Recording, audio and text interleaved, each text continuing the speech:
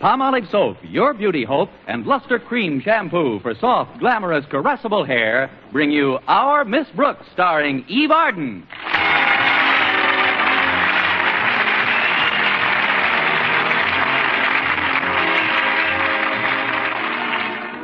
While he's not the over-demonstrative type, most of the people who know biology teacher Philip Boynton find him friendly enough. Well, to our Miss Brooks, who teaches English at Madison High School, he's also friendly, but not enough. It isn't that Mr. Boynton doesn't have his moments. It's just that I'm never around when he's having them. Last Thursday morning, as usual, my landlady, Mrs. Davis, and I were discussing this phenomenon at the breakfast table. I can't understand it, Connie. You and Mr. Boynton have been going together for quite a while now, haven't you? Yes, indeed, Mrs. Davis. Let's see, we started dating the week he got his pet frog, McDougal. That was over 2 years ago. You mean you two have been going steady for the past 2 years? That's right, Mrs. Davis. I've been going steady with Mr. Boynton, and he's been going steady with McDougal. Those scientists are all alike. So bashful. There must be something you can do to stir him up, Connie. Oh, I've tried everything, Mrs. Davis. I've even backed him into the Mixmaster.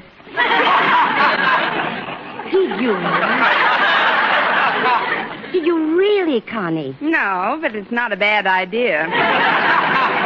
Mr. Boynton is a lot like Mr. Mitchell, a scientist who used to take out my sister Angela. She's terribly absent-minded, you know. Yes, I know.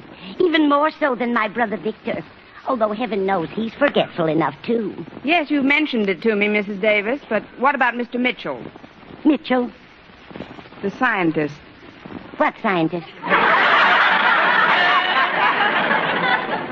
The scientist who took out your sister Angela. Imagine. Angela out with a scientist. And she never even mentioned it to me. Maybe she forgot. Forgot? That girl would forget her head if it wasn't tucked under her arm.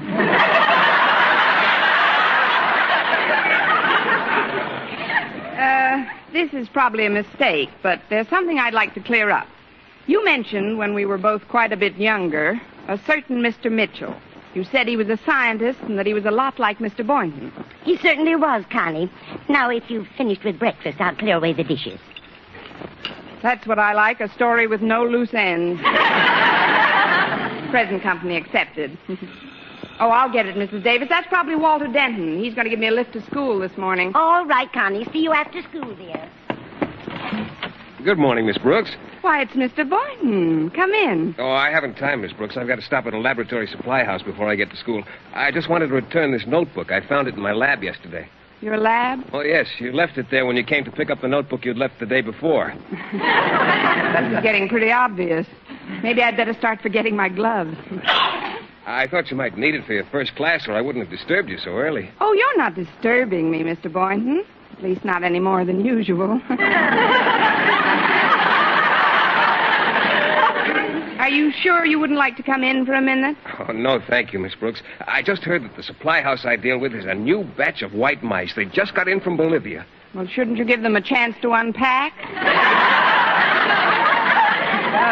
Maybe I could go along with you. I'll just leave word for Walter Denton that I'm riding to school with you. Oh, but I'm not driving, Miss Brooks. It's such a beautiful day, I decided to walk. That's what I say. I'll leave word for Walter that I'm walking to school with you. Well, you couldn't walk with me, Miss Brooks. I'm much too fast for you. Now, there's a nifty bit of overstatement.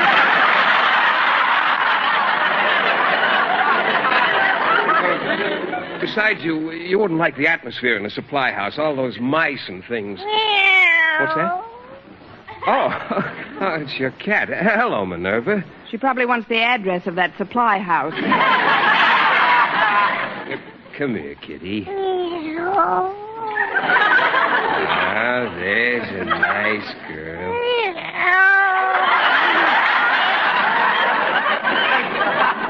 Oh, she sure loves it when I hold her and tickle the back of her neck. Move over, Minerva. Here, I'll take her. Now go on inside, Minerva. I'll give you some milk in a minute. Run along now. Mr. Boynton's much too old for you. You know, seeing Minerva like this reminds me of a joke one of my students told me. A joke? Yes. After class the other day, little Sid Silvers came over to me and said, Mr. Boynton, I know a lady who kisses cats. And I said, she kisses cats? What's her name? And he said, Mrs. Katz.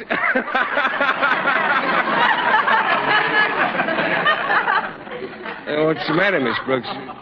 Didn't you get it? Oh, I got it, Mr. Boynton. It's just that I've had all I want of it.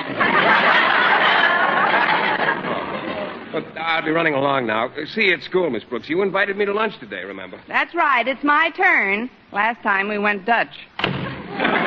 Who's there? It's me, Mrs. Davis. I haven't gone yet. Oh, then that wasn't Walter Denton at the door? No, it was Mr. Boynton. He just stopped by to give me this notebook and to tell me about a lady who kisses cats. Well, if there are any other ladies kissing cats, I think Mrs. Cat should know about it.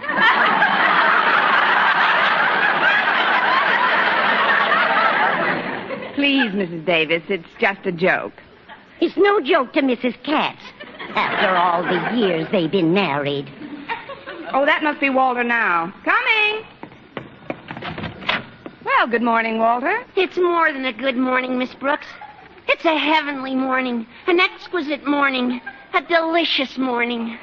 Don't wrap it up. I'll eat it here.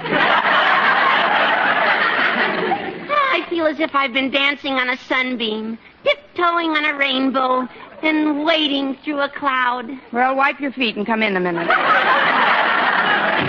Oh, hello, Walter. Well, if it isn't Mrs. Davis, lovely Mrs. Davis, scintillating Mrs. Davis, radiant Mrs. Davis. What's the matter with him? I don't know. He just got here. What are you so happy about this morning, Walter? It's l'amour, Miss Brooks. Wonderful, beautiful l'amour.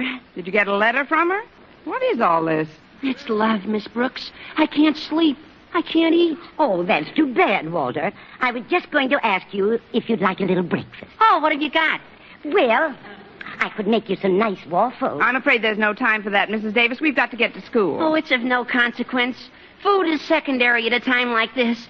I'll just have a few eggs and some milk. You see, my breakfast was almost an hour ago. Poor kid, you must be starved. Say, that reminds me, I've got to give Minerva some milk, too. Let's all go into the dinette. Yeah. Come along, Minerva.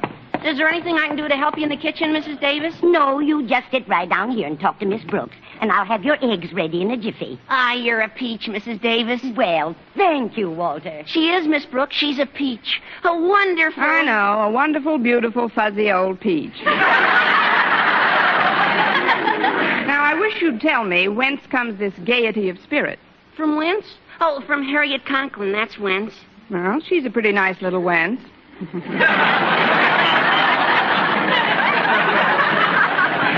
She's more than nice, Miss Brooks. She's sensational. And boy, what a fight we had yesterday. A fight? Yeah, we almost came to blows. It'll be a long time before we have another fight like that one, boy. Well, what are you so happy about? I thought you were fond of Harriet. I'm crazy about her. I see. You're crazy about her, so you almost came to blows. Oh, don't you get it? The more bitter the battle, the sweeter it is making up. You mean you actually pick fights just so you can patch it up later? Harriet started this one. It was sheer inspiration. Boy, you should have heard the name she called me. Names? Why, I don't believe Harriet Conklin would call anyone names, Walter. Oh, it wasn't really Harriet. She was quoting her father. He hates me, you know. Yes, I know. Besides, a good fight once in a while tends to make couples less sure of each other. A person can't take another person for granted if he or she is belting his or her brains out. This boy is another Kirk Douglas. Will you excuse me for a minute, Walter? I'd like to get Minerva her milk. Oh, certainly, Miss Brooks. Mrs. Davis. Yes, Connie, I'm just finishing the eggs. Walter's just given me a wonderful idea, Mrs. Davis. The trouble with Mr. Boynton and myself is that we take each other for granted. You take each other for granted? With one exception. I don't take him for granted. What I mean is, if I could get him into a good fight, he wouldn't be so sure of me. And then, too, think of what fun it would be making up. I think you've got something there, Connie. When are you going to pick this fight with Mr. Boynton? At lunchtime today, we have a date to meet in the cafeteria. Good for you, Connie. It just goes to show you there's more than one way to skin a cat. Not you, Minerva, not you.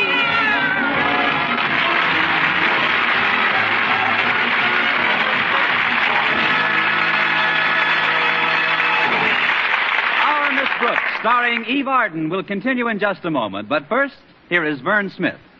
For bare skin beauty, it's bath-size Palmolive with its famous beauty lather. Yes, bath-size Palmolive for loveliness all over. There's something thrillingly new in this wonderful beauty lather of bath-size Palmolive soap. New fragrance, new charm, new allure. See if Palmolive in your daily tub or shower doesn't leave your shoulders, arms, and back. Yes, all of you softer and smoother, completely lovelier all over. You'll thrill to the tender whisper of perfume it leaves on your skin. A whisper that says, come hither to romance. And this new bath-size Palmolive is so big, so thrifty, economical to use because it lasts so long and gives so much soft, lovely lather so fast. That soft, lovely lather with its alluring new fragrance is Palmolive soaps alone. Palmolive's famous beauty lather. Yes, a new fragrance, new charm, new allure that can make every woman a vision of delight in the new revealing fashions that show so much more of you. So remember, for bare skin beauty, it's bath-size Palmolive with its famous beauty lather. Yes, bath-size Palmolive for loveliness all over. Get bath-size Palmolive soap tomorrow. Menfolk love it, too.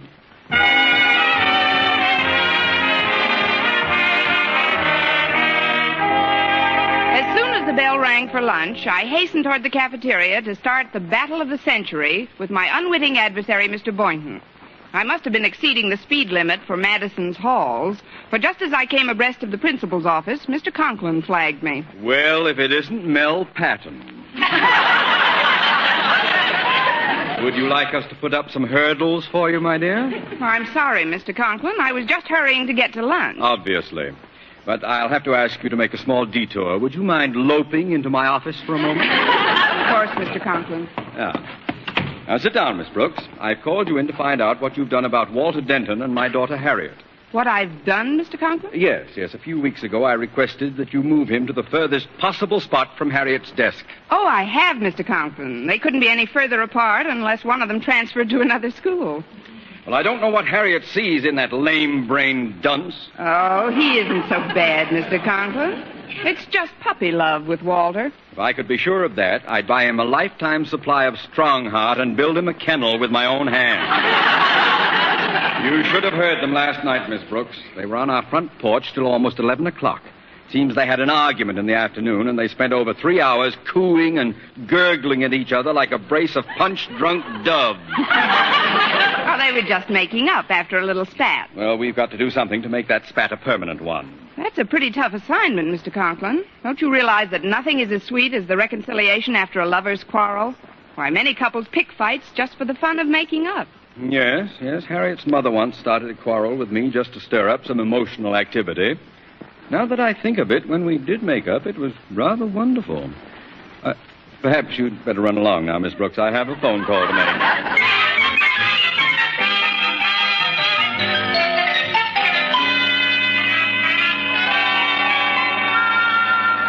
Oh, Miss Brooks, here I am. Oh, hello, Mr. Boynton. I've been holding this table for us. It's right near the food counter. Well, if you're going to be sarcastic about my being a few seconds late, Mr. Boynton, perhaps I'd better eat by myself. But I wasn't being sarcastic, Miss Brooks. I just said... There you go. You just said. You're not interested in anything I might have to say. Yes, I am, Miss Brooks. What have you got to say? What made you decide to sit so close to the steam table? Well, you always like to be near the food, Miss Brooks. Oh, that's right. Call me a glutton. Next thing you'll be saying is that I stuffed myself so much I'm getting fat as a horse. Oh, I wouldn't say anything like that, Miss Brooks. You're just getting a little plump.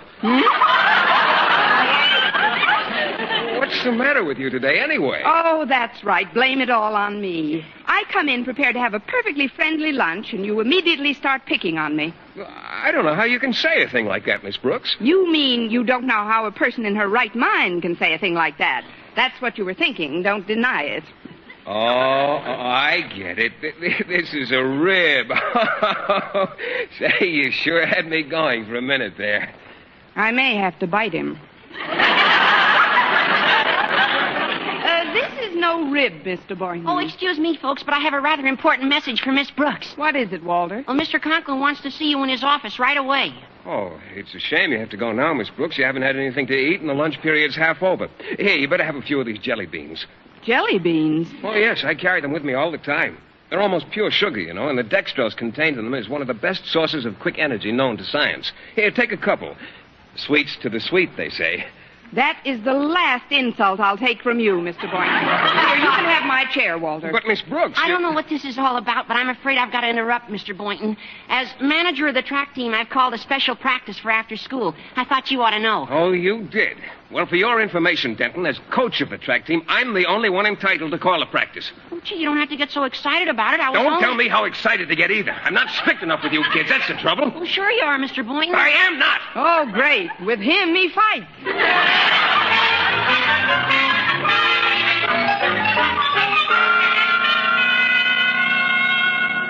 You sent for me, Mr. Conklin? Yes, Miss Brooks, I did. I wanted to report to you the result of my adopting your suggestion. My suggestion? Yes. Yes, acting upon your conversational tip of a few moments ago, I called my wife, Martha, and started an argument with her. Really, Mr. Conklin? Do you think it worked? I think so, yes. Good. Miss Brooks, Yes? Martha has left me.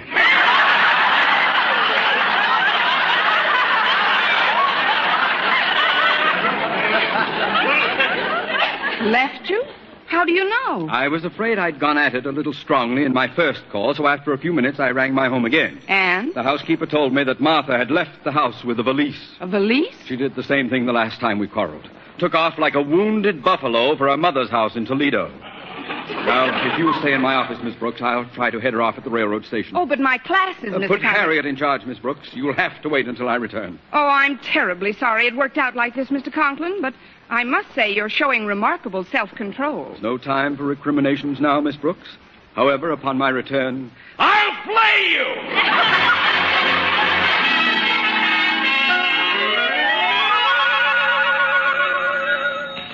Principal's office, Miss Brooks speaking. Oh, hello, Miss Brooks. This is Mrs. Conklin. Mrs. Conklin, where are you? Well, I'm in the luggage shop, Miss Brooks. I thought Osgood and I might open our cottage at Crystal Lake a little early this year, so I'm having one of my valises repaired. Would you be good enough to call Mr. Conklin to the phone? I'm afraid my voice isn't loud enough, Mrs. Conklin. He's at the railroad station. The railroad station? What's he doing there? Well, he thought you were peeved at him for having been nasty to you on the phone. So when your housekeeper told him you'd left with a valise, he presumed something drastic had happened, like the time you were wounded in Buffalo. What? Well, he thinks you're on your way to your mother's house in Toledo. So that's what he thinks. Well, it serves him right. You have no idea how he went out of his way to pick an argument with me, Miss Brooks. Oh, yes, I have, Mrs. Conklin. Well, instead of rushing over to the station and explaining the misunderstanding, I've a good mind to let him cool his heels for a while. Oh, but Mrs. Conklin, I feel partly responsible for what's happened. I'm sorry if I Well, started... I'm not a bit sorry. A little emotional activity is good for any family. After all, even bees have to stop making honey sometime. I know, but I've started the activity in the wrong hive. Well, I'm going back home now, Miss Brooks. Why don't you drop over after school? We'll have a little bull session. Oh, he won't be back by then. I mean, I'd love to drop over, Mrs. Conklin. Goodbye. Goodbye. Miss Brooks, I'm surprised at you. Mr. Boynton, I didn't hear the door open. The door was open. I happened to be passing by and, well, I couldn't help but overhear your conversation with Mrs. Conklin. You heard it? Every word. Oh, well, I'll have a jelly bean now, Mr. Boynton.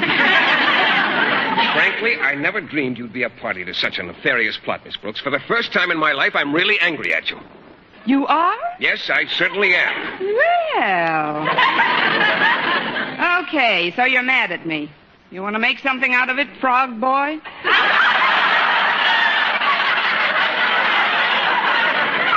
Frog boy?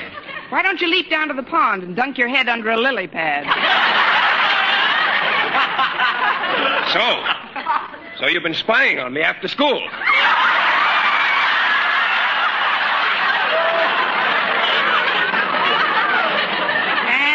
Your father's microscope.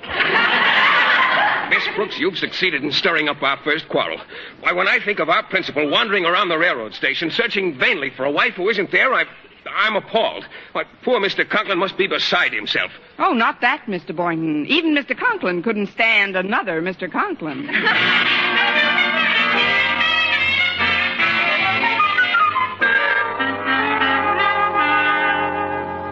I'm worried, Miss Brooks. It's almost 9 p.m. and still no word from Osgood. Maybe something's happened to him. Maybe I'll never see him again. Oh, please, Mrs. Conklin, take it easy. Well, how can I take it easy?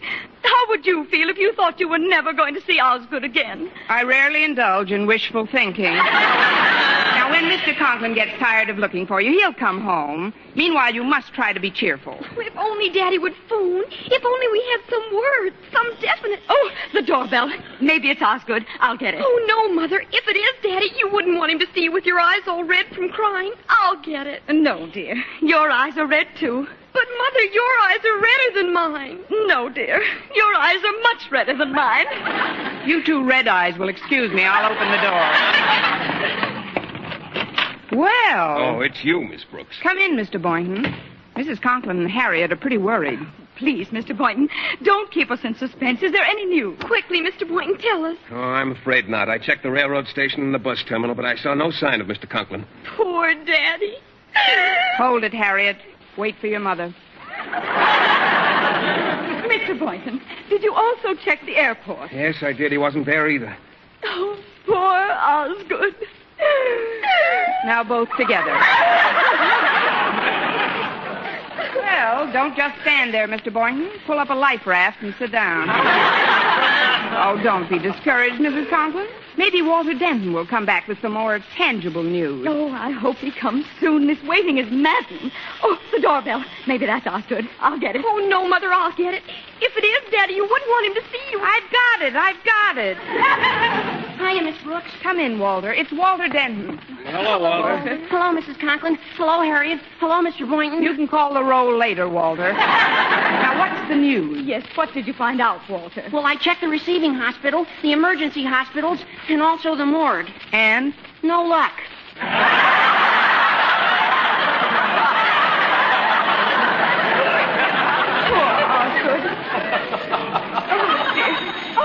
The phone. Maybe that's Osgood. I'll get it. Oh, no, Mother, I'll get it. If it is Daddy, you wouldn't want him... Hello, Mr. Conklin's residence. Miss Brooks speaking. How do you do, Miss Brooks? Mr. Conklin. Mr. Conklin. It's Daddy. Osgood. Must be a five-party line. Mr. Conklin, where are you? Where do you think I am? I'm in Toledo. Where? At the home of Martha's mother, but Martha's not here. Of course she isn't. She's right here. What? Well, put her on at once. Yes, sir. Just a minute. He wants to talk to you, Mrs. Conklin. He's at your mother's house in Toledo. In Toledo? Ohio. Toledo, Ohio? Zone 38. Here's the phone.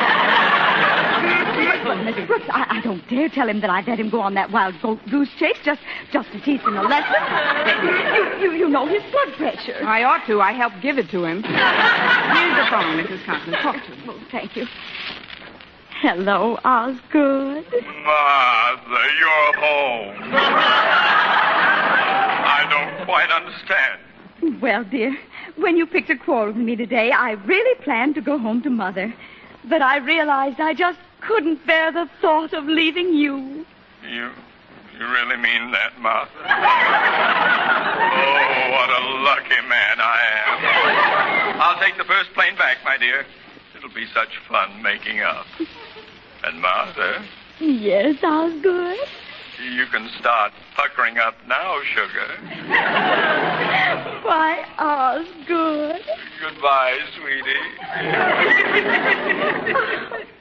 Goodbye, sugar cookie. Isn't that sweet?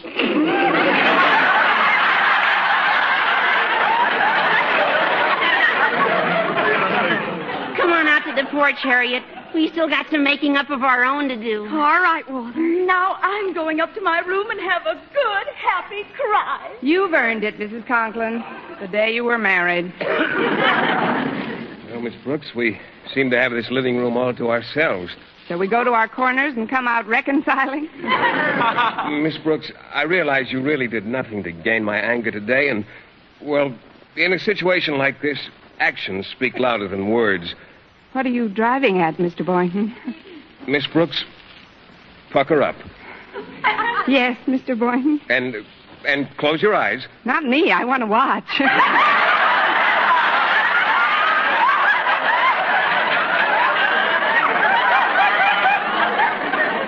No. Please, close your eyes. All right, Mr. Boynton. There. Well, how did you like it, Miss Brooks? Wonderful, Mr. Boynton. The purple ones are my favorite jelly beans.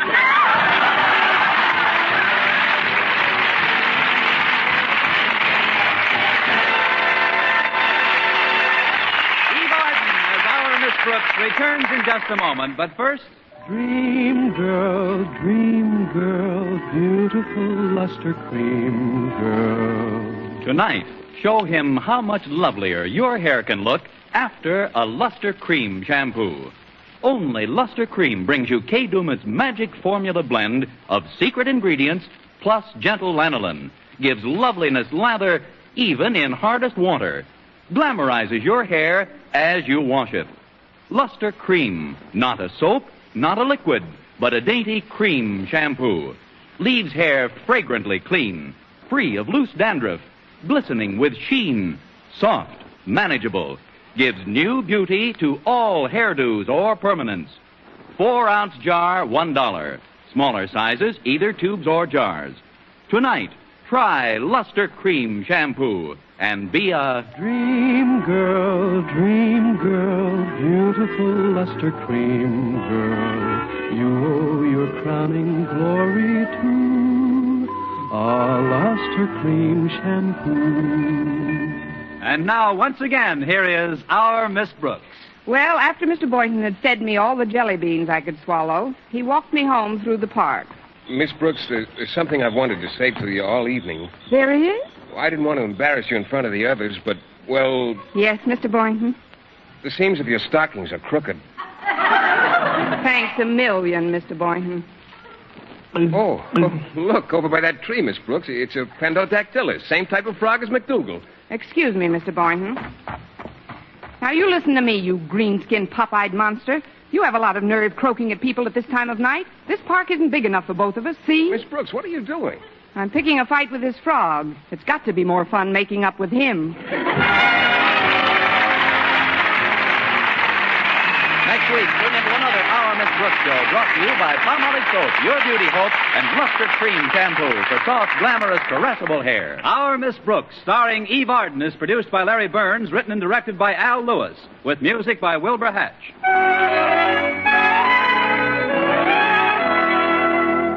Men, here is actual, factual proof of more comfortable, actually smoother shaves by using Palmolive Lather Shaving Cream. 1,251 men tried the Palmolive Lather way to shave, described on the tube. And no matter how they shaved before, 3 out of 4 got more comfortable, actually smoother shave.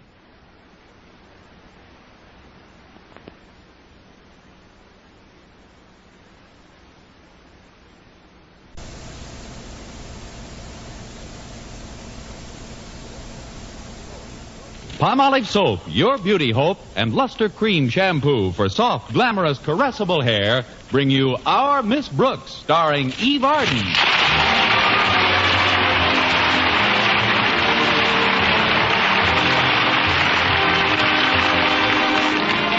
Not very many of us like to get up early in the morning, but our Miss Brooks, who teaches English at Madison High School, doesn't seem to mind at all. No, in fact, I get quite a kick out of waking up in the morning, because it offers proof positive that I managed to live through the day before. However, last Wednesday, my landlady, Mrs. Davis, woke me at what seemed like an excessively early hour. Connie, get up, Connie. Why? Because it's 6 a.m., and I'm leaving the house early, and there are several things I want you to do for me. Like what, for instance? Like feeding our cat Minerva at 5 minutes after 7. But why don't you feed her now? Why, Connie, you ought to know better than that. Minerva never gets up until 7. I'm sorry, I lost my head. That cat certainly doesn't lead a dog's life. But why are you leaving the house so early, Mrs. Davis? I've got to visit my sister Angela. I received a message from her during the night. Oh? I hope nothing's wrong. No, she's quite well, she said. She just wants to see me. She must have called pretty late. I didn't hear the phone ring at all. Oh, she didn't phone, Connie. Was it a wire? No. Special delivery letter? No. Walkie-talkie? Pigeon? Before I use up my 20 questions, how did you hear from your sister? Well, you know how absent-minded Angela is. Yes. And you probably haven't noticed it, but lately I've been growing quite absent-minded, too. I've noticed it. Last night, I finally arrived at a point where Angela and I were tuned to the same wavelength. She reached me by mental telepathy.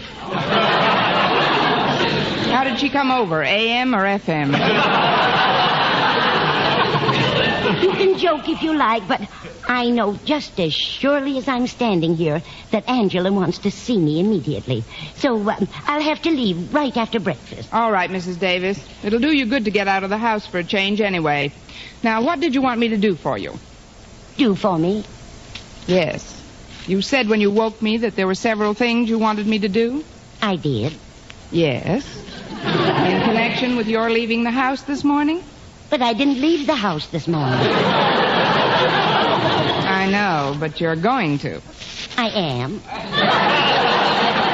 I must be tuned in on the wrong wavelength. I'll see you at breakfast, Mrs. Davis.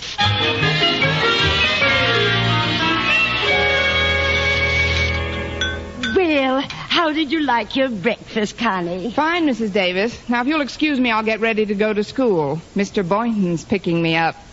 Oh, good. Well, I'll finish these dishes before I go, Connie. Oh, I'll get it. Coming. Well, if it isn't our school custodian, Mr. Jensen. If it isn't your school custodian, Mr. Jensen, then what? When you opened the door, you said, well, if it isn't our school custodian, Mr. Jensen. Mm-hmm. Then I said, if it isn't your school custodian, Mr. Jensen, then what?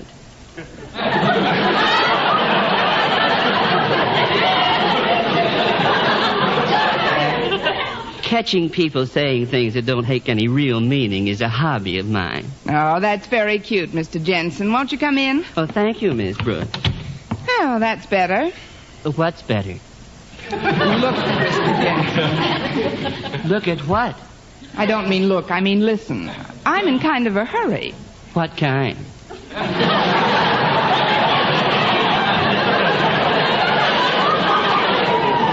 The usual kind. To leave the house and get to school. Therefore, your hobby doesn't have the charm for me it might have at some other time. I guess you've got me there. Where? Oh, great.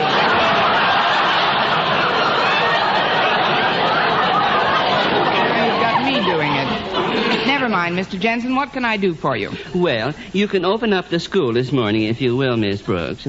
I talked to Mr. Conklin on the phone, and he said to give you the key. Oh. Here it is. It's this fat little devil with the blue ribbon on it. Oh, I thought that was your tie. Oh, you mean the key to the school. But why don't you open up as usual? Oh, because I have another stop to make before I go to school that might cause me to be tardy. Another stop? Yes, the maternity hospital. My wife is going to have a baby. Why, Mr. Jensen? Well, I don't know, just because I guess.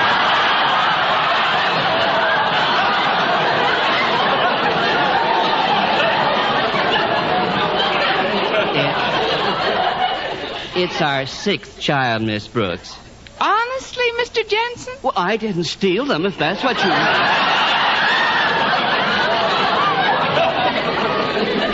Well, I'd better be getting along now. My wife will be expecting me. She's sort of used to having me around. I imagine she is, Mr. Jensen. Please accept my heartiest best wishes for both of you. Oh, thank you, Miss Brooks. May I remind you to be prompt in opening the school? I wouldn't want Mr. Conklin and the students to be kept waiting. No, they won't be, Mr. Jensen. And be sure and let me know whether your wife has a boy or a girl. I will, Miss Brooks. Good day, Mr. Jensen. Yes, it is, isn't it? I'll just put this key on the hall table here so I don't forget it. Oh, Connie, will you come into the kitchen a moment, please? Yes, Mrs. Davis. I'm all finished with the dishes, and I'd like to leave immediately. Now, Connie, when you wake Minerva, be sure to wake her gently. She's been quite sensitive about noise ever since she fell into my new Speed Queen washing machine. I don't know why. It did a very good job on her. But I'll be careful not to upset her, Mrs. Davis. Oh, here's Minerva now. Good morning, dear. How did you sleep? I'm glad. Well, I'll be running along now. You'll give Minerva her milk, won't you, Connie? Oh, certainly, Mrs. Davis. Remember me to your sister Angela, if you remember. I will, dear. Put a little cream in with the milk. She likes it that way. All right, Mrs. Davis. That is, if we have any cream. Here we are. No cream left. She'll have to drink it black. I'll just pour the milk into this dish. There you are, Minerva. There isn't any cream left, Minerva. We'll have cream for you tomorrow. Drink that milk or I'll turn on the washing machine.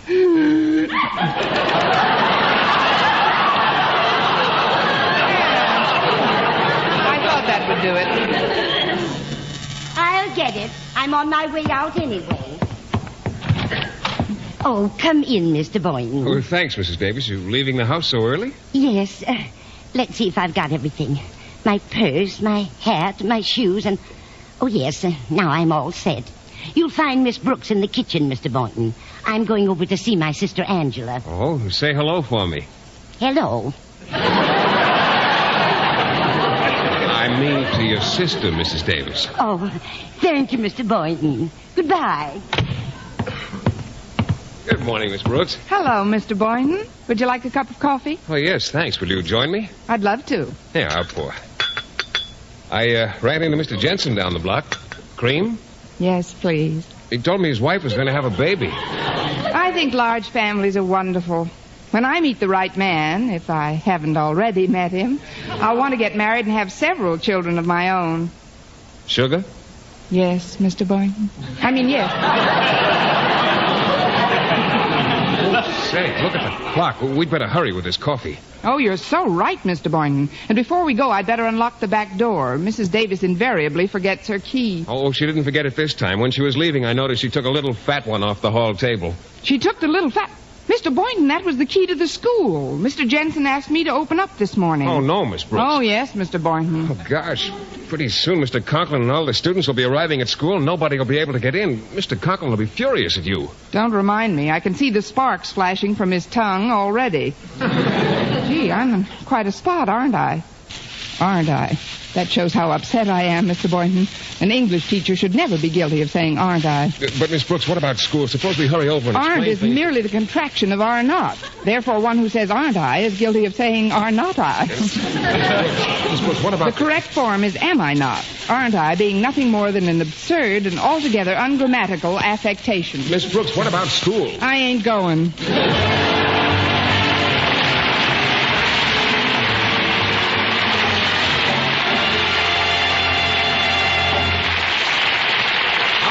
Brooks, starring Eve Arden, will continue in just a moment. But first, here is Vern Smith.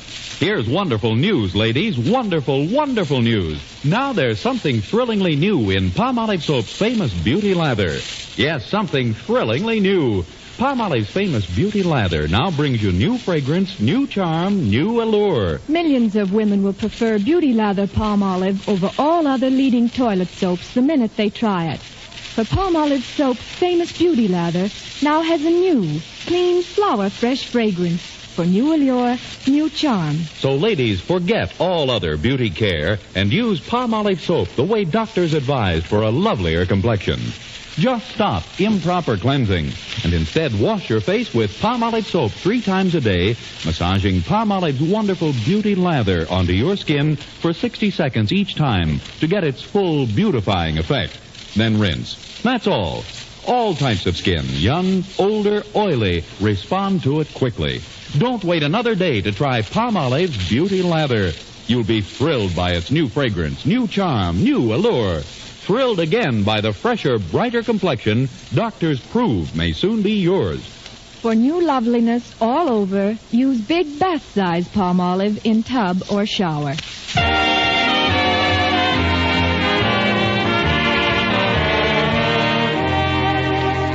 Well, I finally decided to face the music, even though I knew that the music would consist of some angry pear-shaped tones emanating from Mr. Conklin's pear-shaped head.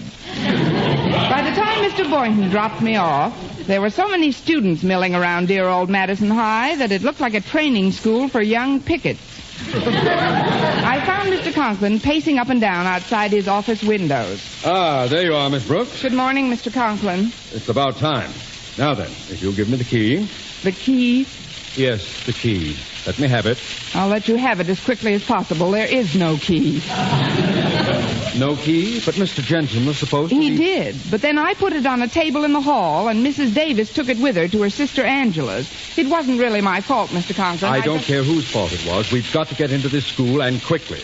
You see, Miss Brooks, the Board of Education is presenting Madison High with a plaque today. A plaque? For what, Mr. Conklin? It's an award for the best attendance record of any high school in the county. Really? Why, that's wonderful. Congratulations, Mr. Conklin. Thank you, Miss Brooks, but I'd rather receive your felicitations inside my office instead of out here. That's your phone, isn't it, Mr. Conklin? Yes, it is. But thanks to your far-sighted suggestion after those 2 boxes of chalk disappeared, ours is the only school with a double lock on the front door and bars on all the windows. I can't get in to answer it. Well, maybe it isn't important, Mr. Conklin. I think I know who's calling, Miss Brooks. It's the Board of Education. They want to know when I'm going to hold an assembly. An assembly? Yes, Miss Brooks. They want to give us a plaque for perfect attendance, and nobody's in school to answer the phone. Oh, please, Mr. Conklin, try to be calm. We'll think of something. Maybe I could call Mrs. Davis when she gets to her sister's. No, Angela has no phone. I know. I'll go out to her house. You'll do no such thing, Miss Brooks. We'll need every teacher we've got to set up classes on the athletic field. Hello, Daddy. Miss Brooks. Don't you think it's time we were getting into school? Now, that's an excellent suggestion, Harriet. Miss Brooks hasn't got the key. Wait a minute. You drive, don't you, Harriet? Well, certainly, Miss Brooks. Can I go somewhere for you? You'll stay right here, Harriet. There must be someone else you can send, Miss Brooks. How about my dreamboat, Walter Denton? Dreamboat?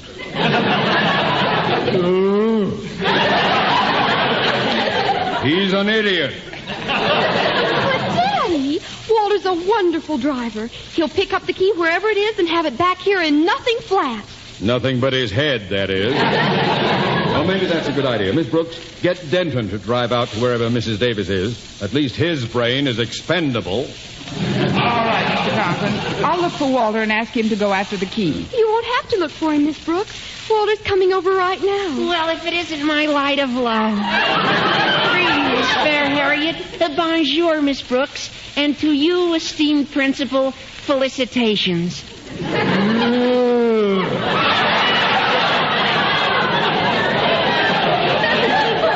the matter, Mr. Conklin? Catch a rancid wheat cake at breakfast? Mr. Conklin's not in a very good mood this morning, Walter. You see, today's the day the Board of Education is supposed to award Madison a plaque for its fine attendance record. Well, what's bad about that? Let's get into the jolly institution and snag that little beauty. I'd love to, Walter. Maybe we could melt you down and pour you through the bar. Now, I'm going to inform the other teachers of our dilemma, Miss Brooks. Please get Expendable here on his way. Come with me, Harriet. Yes, Daddy. Bye, Walter. Adieu, lovely one, and lovely one's father.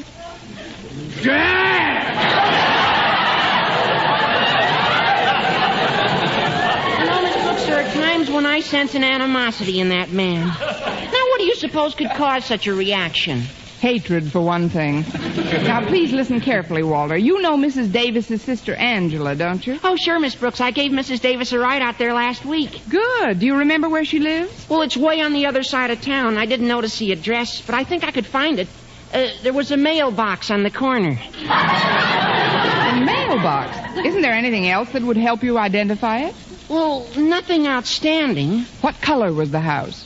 I don't remember the background color, but the stripes were purple. I guess I could find it all right, Miss Brooks. But I wish you'd tell me what this is all about. Well, it's about the key to the school, Walter. Mrs. Davis walked off with it this morning, and it's up to you to go and get it back. Now, just ask her for the little fat key on a blue ribbon. Your wish is my command, Miss Brooks. My eager jalopy is champing at the curb. What kind of a car is that, anyway, Walter? Oh, it has no name, Miss Brooks. Just a slogan. A slogan? Yeah. You know how they call the new Hudson the car you step down into? Yes. Well, this is the box you back away from.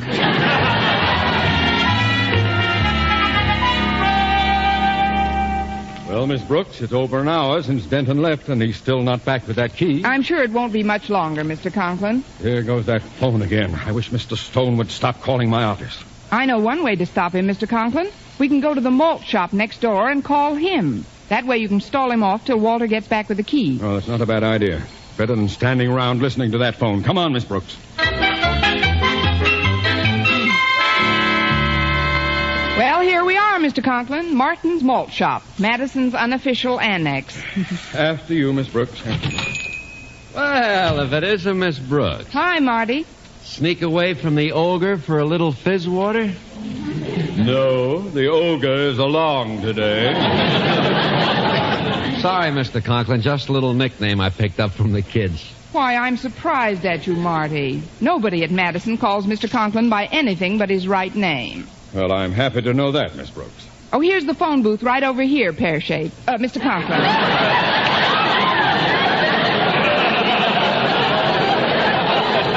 I'll dial the Board of Education for you.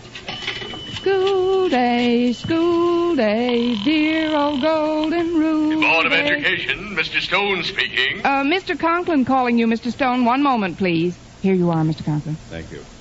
Hello, Mr. Stone? Is that you, Conklin? Yes, it is, Mr. Stone. I might as well have a Coke while I'm waiting. Well, it's about time. I was beginning to think that Madison High School had slid into the sea. Well, I had to step out of my office for a minute, Mr. Stone, but I'm back in it now. Yes, sir. What's that? What's what? Osgood, are you hissing me? Oh, no, sir, no. We must have a bad connection. It's a terrible connection. You say you're in your office? Yes, sir. I'll call you right back. Yeah, but, Mr. Stone... And for heaven's sakes, don't disappear again. Goodbye. Wait, Mr. Stone. Wait, Mr... This is the last straw. What did he say, Mr. Conklin? He said he's going to call me right back. Now I'm in deeper than ever. Oh, we'll figure some way out of this. After all, Mr. Stone is only a human being. A human being who happens to be the head of our local Board of Education. Oh, this is awful. Excuse me, Daddy, but the telephone in your office is ringing. The telephone in your office is ringing. What do you suggest, Harriet? Well, I don't know, Daddy. But don't worry. I'm sure Walter won't fail us. He'd better not. Now, Miss Brooks, I'm going over to inspect the classes that have been set up on the athletic field. I want you to call the board and talk to Mr. Stone. Me? But what should I tell him? Improvise. Oh, but Mr. Conklin... Call him off, Miss Brooks. I'm counting on you. Oh, great. Well, I might as well get it over with. What are you going to tell Mr. Stone, Miss Brooks? I don't know yet, Harriet. I'll wait till he answers. Hello, Mr. Stone speaking. Hello, Mr. Stone. This is Miss Brooks at Madison High. Yes? I'm calling from Mr. Conklin's office, Mr. Stone. He asked me to call you. Give me a double strawberry temptation, Mark. Oh, he did. What about, Miss Brooks? About his not being able to talk to you for a while. What in the world is that sound? Sound? Oh, that's the radiator, Mr. Stone. It's defective. Radiator? In tune? Well, they're just testing it. As a matter of fact, that's why Mr. Conklin can't talk to you. One of our students was just in his office, and this jet of hot water started out of the radiator, and Mr. Conklin jumped in front of the boy to save him and accidentally knocked out 6 of the boy's teeth.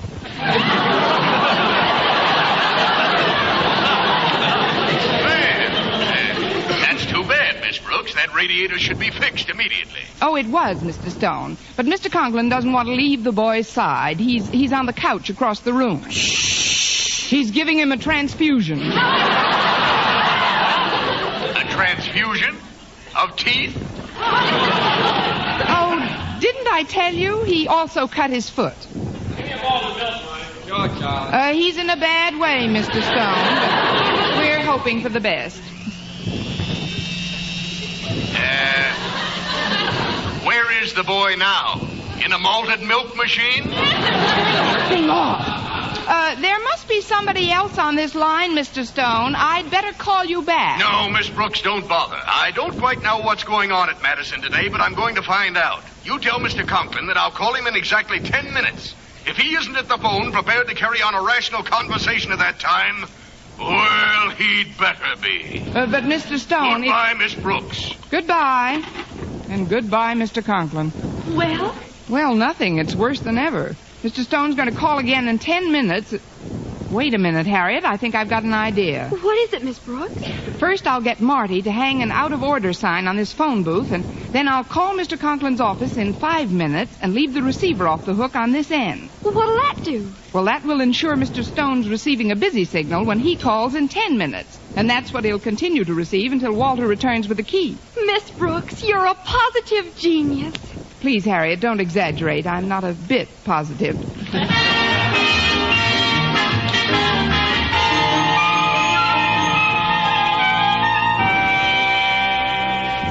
Please calm down, Daddy. I'm sure Walter will be back any minute. Oh, that Denton. Instead of sending him for the key, I should have sent some other idiot. I should have gone myself. He's nothing but an unreliable laggard, a detestable, nauseating, blundering knucklehead. Excuse me, Mr. Conklin. Here's the key. Bless you, boy. Well, don't stand there, Denton. Open the door. Yes, sir. There you are, sir. Out of the way, out of the way. Now to get that phone. Must be Mr. Stone. Well, I'll just give him a piece of my mind. If he thinks he can hound me all day. Hello? Osgood Conklin speaking. Hello? Hello? There's no dial tone. Some lame brain must have called this number and left the receiver off the hook. Hello? Hello? Hello? Hello? Mr. Conklin, sir, I found this telegram under your door. Telegram? Let me see that. Let's see. Well, it's from Mr. Stone. It says, Dear Osgood, realizing the futility of trying to reach you by telephone, I hereby inform you that the Board of Education has authorized you to suspend classes for the remainder of the school day in recognition of Madison's splendid attendance record. Gosh, Mr. Conklin, does that mean there's no more school today? Evidently, Walter. Now, please go out to the athletic field and inform the teachers and students of my decision to give them the rest of the day off. Yes, sir. Oh, before I go, I better bring you back the key. I left it in the door. No, just leave it there. I've got a little work to clean up. I can get it on my way home.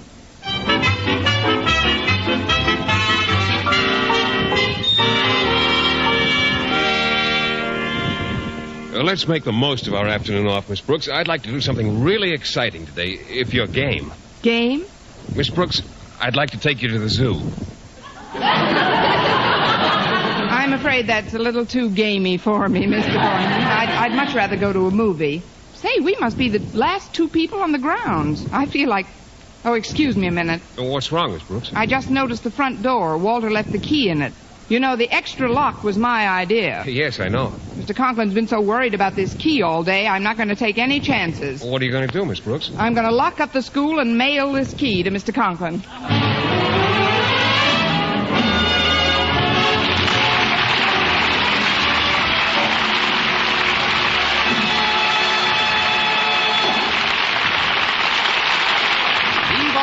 As our Miss Brooks returns in just a moment, but first... Dream girl, beautiful luster cream girl. Tonight, show him how much lovelier your hair can look after a Luster Cream shampoo.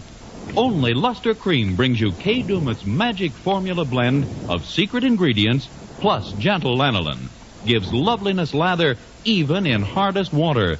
Glamorizes your hair as you wash it. Luster Cream. Not a soap, not a liquid. but a dainty cream shampoo. Leaves hair fragrantly clean, free of loose dandruff, glistening with sheen. Soft, manageable, gives new beauty to all hairdos or permanents. 4-ounce jar, $1. Smaller sizes, either tubes or jars. Tonight, try Luster Cream Shampoo and be a Dream girl, beautiful luster cream girl. You owe your crowning glory to a luster cream shampoo. And now, once again, here is our Miss Brooks. Well, after I mailed the key, Mr. Boynton took me to the zoo. Then we had a nice Dutch dinner, saw a very exciting movie, and wound up at Marty's malt shop. Well, give us a couple of malters, Marty. Coming right up, folks. That certainly was a terrifying picture, especially when Lucy starts to hear the voices. Oh, I don't know. Lots of manic depressives wind up like that. Hello. Beg pardon, Mr. Boynton? I didn't say anything. Oh, I guess it's the effect of that movie. Hello. Can you hear me? Won't somebody answer me? Now, wait a minute. I'm not that far gone. Hello out there. It's coming from the phone booth. I better see what that is. Well, that's funny. The receiver's still off the hook. Hello? Hello? Is that you, Miss Brooks? Yes. Mr. Conklin? It is indeed. Have you been trying to reach me, Mr. Conklin? I have indeed. Oh, if it's about the school, Mr. Conklin, you don't have a thing to worry about. I locked it securely before I left the campus. Nobody can possibly get in. That's not what I'm worried about, Miss Brooks. I'm worried about getting out. You mean? Oh, no, you're not still. Yes, I'm still.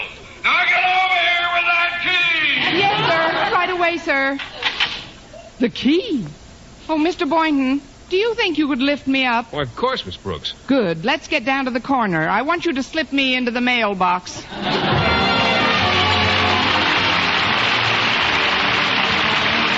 Next week, tune into another Our Miss Brooks show brought to you by Palmolive Soap, Your Beauty Hope, and Luster Cream Shampoo for soft, glamorous, caressable hair. Our Miss Brooks, starring Eve Arden, is produced by Larry Burns, written and directed by Al Lewis, with music by Wilbur Hatch.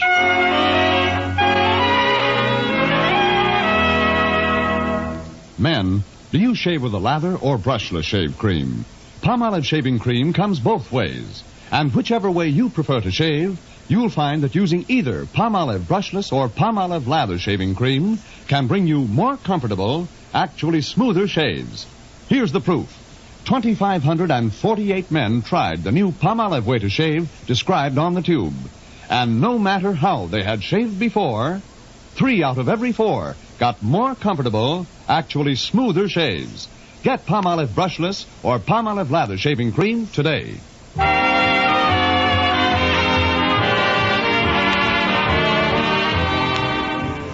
For mystery liberally sprinkled with laughs, listen to Mr. and Mrs. North, the exciting, fun-packed adventures of an amateur detective and his beautiful wife. Tune in Tuesday evening over most of these same stations. And be with us again next week at this same time for another comedy episode of Our Miss Brooks. Bob Lamont speaking. Stay tuned now for Life with Luigi, which follows over most of these stations. This is CBS, the Columbia Broadcasting System.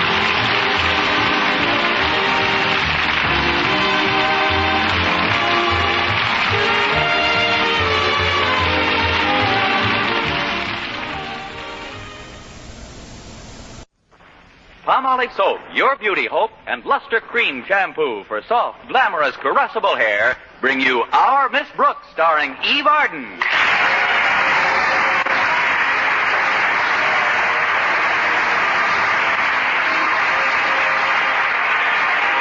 most of us, a school dance isn't the most exciting event in the world, but to our Miss Brooks, who teaches English at Madison High, the one planned for last Friday night was a most welcome diversion. The more so since I was expecting bashful Mr. Boynton to peer out of his shell long enough to invite me to go with him. Anyway, last Friday morning, Mrs. Davis, my landlady, and I were discussing the dance at breakfast. Where did the funds come from for this dance, Connie? We're raising the money by means of a wishing well in front of the school. It's an idea of Harriet Conklin's. Everybody's supposed to throw in a dime. You mean students and faculty members toss in dimes to pay for refreshments and things? That's right, Mrs. Davis. I tossed my dime into the well yesterday. And what did you wish, Connie? I wished it was only a nickel. I had a very light lunch. If you want to know my real wish, though, you will have to keep it confidential. I won't breathe it to a living soul. Word of honor? May I lose the top propeller on my beanie? Well, I wouldn't want you to get arrested for indecent exposure. I wish that Mr. Boynton would pay more attention to me and less to that frog of his, McDougal. Why, Connie, don't tell me you're jealous of a frog. If it gets any worse, we'll both be the same color. You ought to see the way he pampers that lumpy brute. He even took him to the movies last night. Said McDougal just loved the picture. What did they see? What else? Hop Along Cassidy.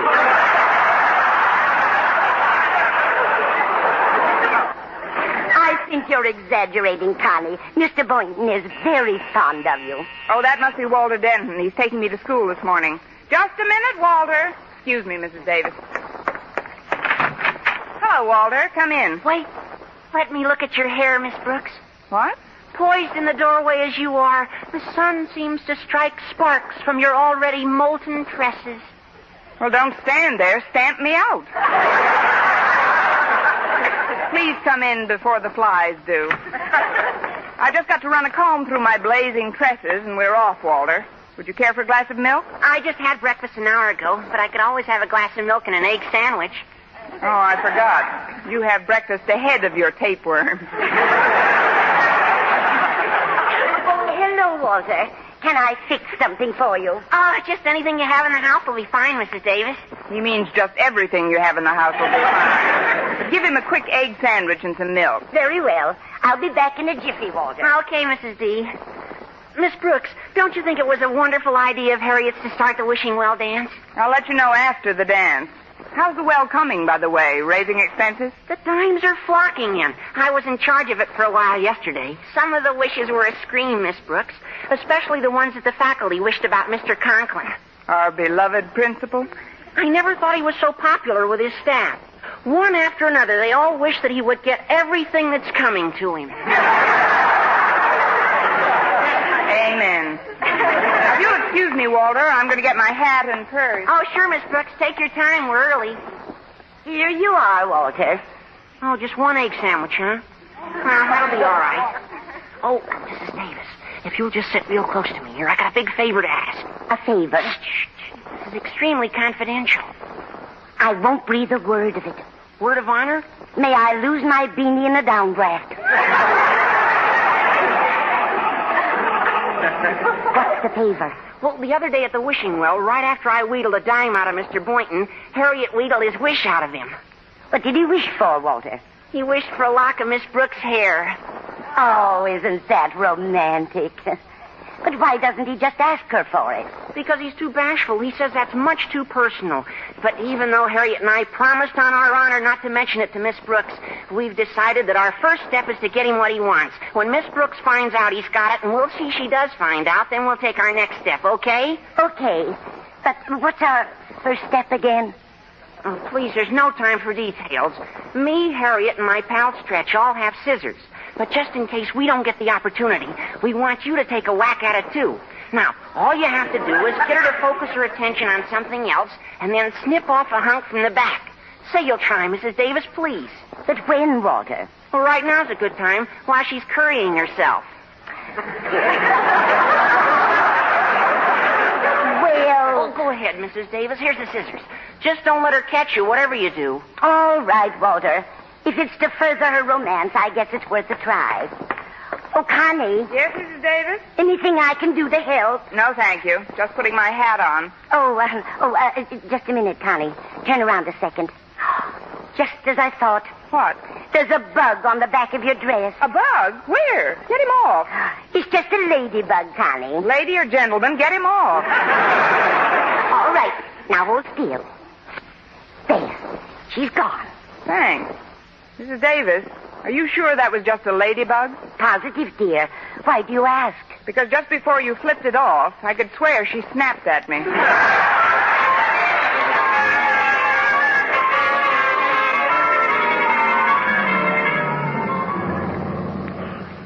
Well, here we are, Miss Brooks, 10 minutes ahead of time. Thanks, Walter. I'm glad we're a little early. Gives me a chance to expose myself to Mr. Boynton's incipient invitation to the dance. Incipient?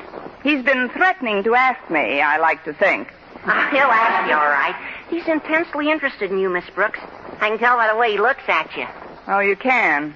Well, have you ever seen him look at McDougal? Oh, sure, but believe me, they're two different looks. I know. One is up and one is down. Well, I better be getting out now. Oh, just a minute, Miss Brooks. There's something on your collar. On my collar? Is it a ladybug? Yeah, I think so, yeah. Here, let me brush it off for you. Turn around. She must have come with the suit. Go ahead, Walter. There's one thing I'm sorry for. It's a ladybug with a cold. Oh, no, that was me, Miss Brooks. No, I had to cover up the... Well, that is, I should have covered up warmer in bed last night. Well, I'll find a place to park and see you in school. All right, Walter. Happy parking. Thanks, Miss Brooks. And a happy Mr. Boynton to you.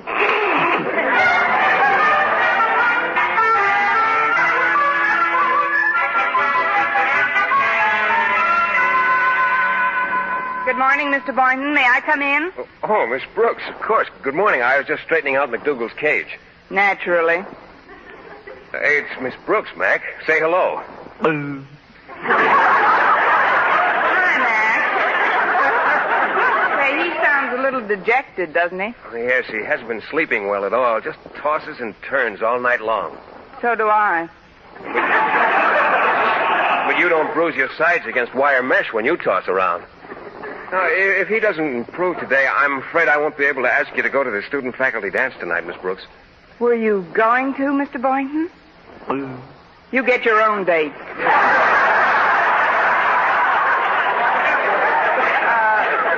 you, Mr. Boynton? Well, yes, I was, but Mac here... I'm getting a little tired of Mac here, Mr. Boynton.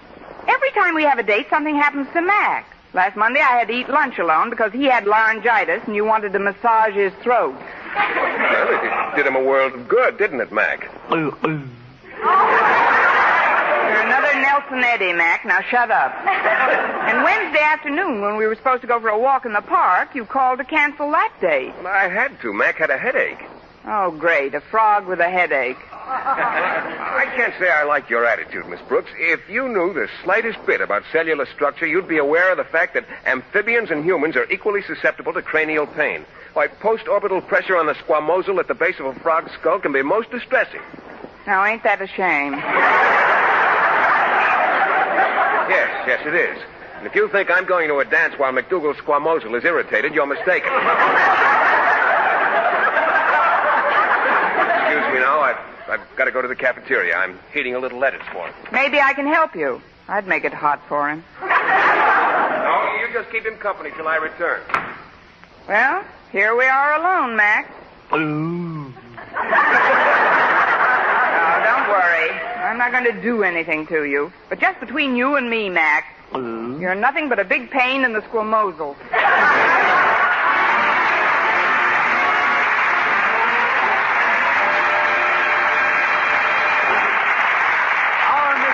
Starring Eve Arden will continue in just a moment. But first, here is Vern Smith. For bare skin beauty, it's bath-size Palmolive with its famous beauty lather. Yes, bath-size Palmolive for loveliness all over. There's something thrillingly new in this wonderful beauty lather of bath-size Palmolive soap. New fragrance, new charm, new allure. See if Palmolive in your daily tub or shower doesn't leave your shoulders, arms, and back, yes, all of you, softer and smoother. Completely lovelier all over. You'll thrill to the tender whisper of perfume it leaves on your skin. A whisper that says, come hither to romance. And this new bath-size Palmolive is so big, so thrifty, economical to use because it lasts so long and gives so much soft, lovely lather so fast. That soft, lovely lather with its alluring new fragrance is Palmolive soaps alone. Palmolive's famous beauty lather. Yes, a new fragrance, new charm, new allure that can make every woman a vision of delight in the new revealing fashions that show so much more of you. So remember, for bare skin beauty, it's bath-size Palmolive with its famous beauty lather. Yes, bath-size Palmolive for loveliness all over. Get bath-size Palmolive soap tomorrow. Menfolk love it, too.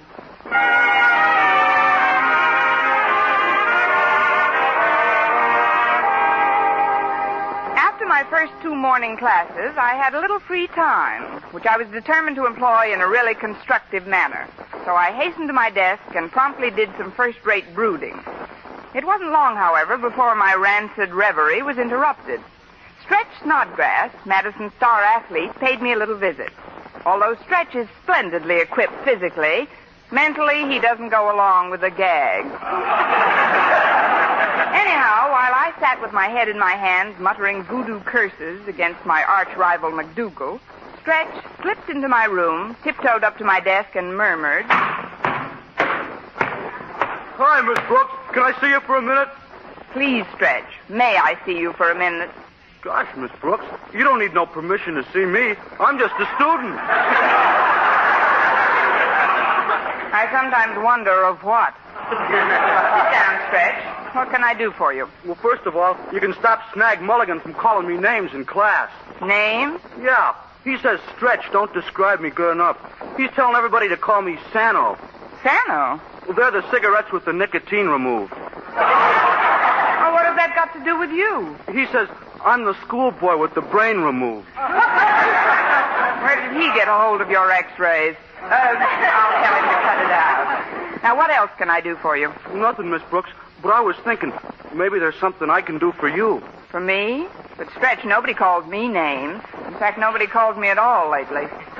It's about the dance, Miss Brooks. The Wishing Well dance. It's for faculty and students, isn't it? Yes. Well, I realize that, when it comes to romantic stuff and things like that, I'm no Mr. Boynton. Neither is he. What I'm trying to say, Miss Brooks, is, well, have you been spoken for yet? Not exactly, Stretch. That is, I was just about to be spoken for when I was croaked at. You mean Mr. Boynton's not taking you? Not so far.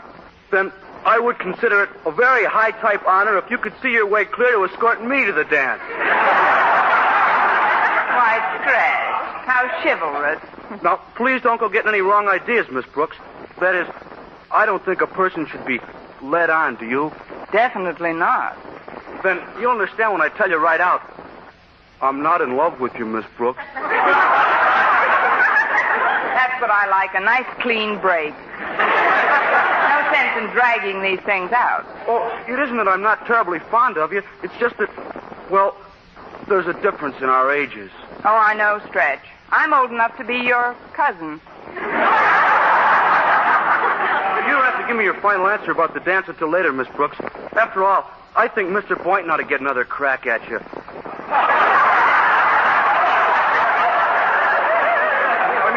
He's really gone on you. Well, it's taking him too long to get back. No, Stretch, I'm a little tired of playing second fiddle to a frog. I may not go to the dance at all. Gee, I'm sorry you feel that way, Miss Brooks. But I'll check back with you after school. Oh, before I go, would you mind turning your head toward the window? I think there's something on your back. On my back? It's not that ladybug again. Ladybug? Oh, yeah, that's just what it is. Well, hold still now, and I'll brush it off. There, all gone. Oh, there's one more thing. I had some kind of a message for you. It's been bothering me all morning. Oh, yeah, Mr. Conklin wants to see you in his office. Mr. Conklin? When did he give you that message, Stretch? This morning on the way into school. This morning? Well, what time did he say he wanted to see me? He said immediately. But it's too late for that now, so you might as well take your time. So long, Sano.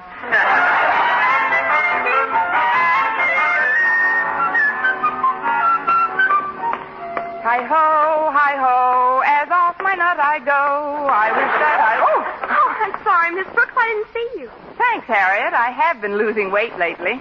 I was just going in to see your father. Is Madison's esteemed principal in a good mood? Wonderful. For Dad. I just brought him the receipts from the Wishing Well, Miss Brooks. That's what he wants to see you about. He's got a surprise for you. A surprise? What is it? It wouldn't be a surprise anymore if I told you. But, Miss Brooks, before you go in to see Daddy, there's somebody else wants to see you. Somebody you'd rather see than Daddy, I know. That could be anybody, Harriet. Please be more specific. It's Mr. Boynton. He told me to tell you to drop into his lab as soon as you got the time. When did he tell you that, Harriet? Oh, hours ago. The Pony Express was faster than you, kid. Oh, just a minute, Miss Brooks. Before you go, you better turn around a minute. There's something on your collar. You, too? Well, what is it, Harriet? Oh, I'll get it off for you. It's a small piece of yarn. Now, isn't that sweet? My ladybug must be knitting me some socks.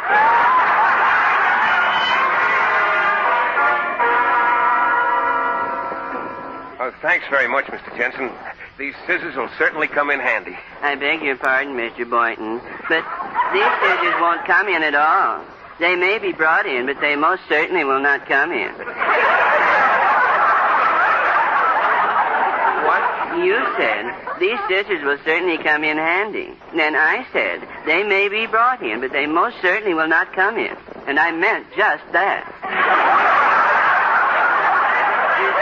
Ever since I've been custodian here at Madison, I've tried to get people to eliminate meaningless phrases from their conversations. No, I know you have, Mr. When Jensen, you but... say the scissors will come in, you are attributing a mobility to an object which has none. Now, tell the truth, Mr. Boynton. Have you ever seen scissors coming into a place under their own power? I haven't, Mr. Jensen. If you don't mind, I'm expecting somebody. Even if I did mind, you'd still be expecting them, wouldn't you? Of course you would.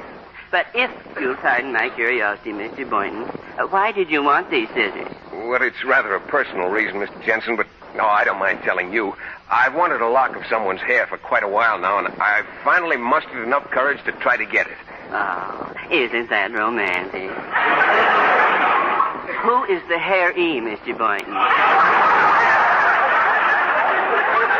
That is, whose lock of hair do you want? It's Miss Brooks, between you and me. That would be a little crowded for her, but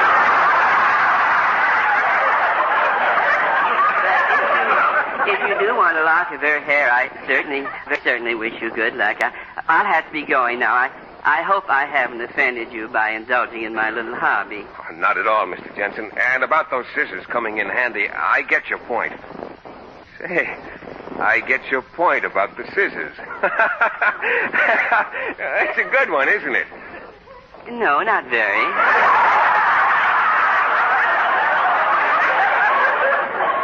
Goodbye, Mr. Boynton. Well, hello, Mr. Jensen. How are things? What things? I don't know, everything. You've got a new baby at home, haven't you? Yes, Miss Brooks. 1 new one and 5 used ones. 6 children. Just think of it.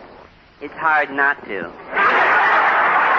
How's the latest? Is he big? Reasonably large, yes. Have you named him yet? Yes, we've named him. What did you call him, Mr. Jensen? No, we didn't call him Mr. Jensen. That's my name.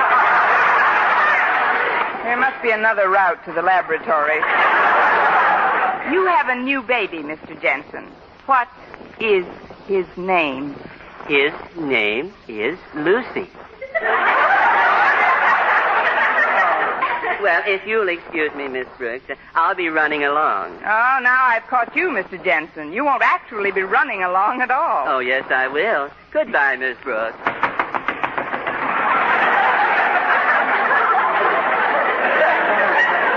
Well, some days you just can't win.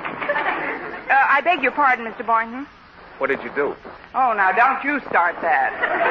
Harriet told me you wanted to see me. Oh, I do, Miss Brooks. It's about this morning. I didn't like the way we parted. Well, neither did I, Mr. Boynton, but you had to get some hot lettuce for the king of the croakers. Well, please, Miss Brooks, don't be angry. That's all over now, and Max feels much better. In fact, if he keeps on improving today, I'd very much like to take you to the wishing well dance tonight. You would, Mr. Boynton? Yes, indeed, and there's something else I'd like to do, too. Right now. There is? Yes, there is. Would you turn your head a bit, please? Like this? No, not up toward me, away from me. In fact, you better turn all the way around. But why, Mr. Boynton? There's something on the collar of your suit. It's probably just a loose thread. Here, I'll snip it off for you. There. Is that all, Mr. Boynton? Yes, Miss Brooks, that's all. Then I guess I'll be running over to Mr. Conklin's office for some warmth and affection. Oh, just a minute, Miss Brooks. You won't actually be running. Oh, yes, I will. Goodbye, Mr. Boynton.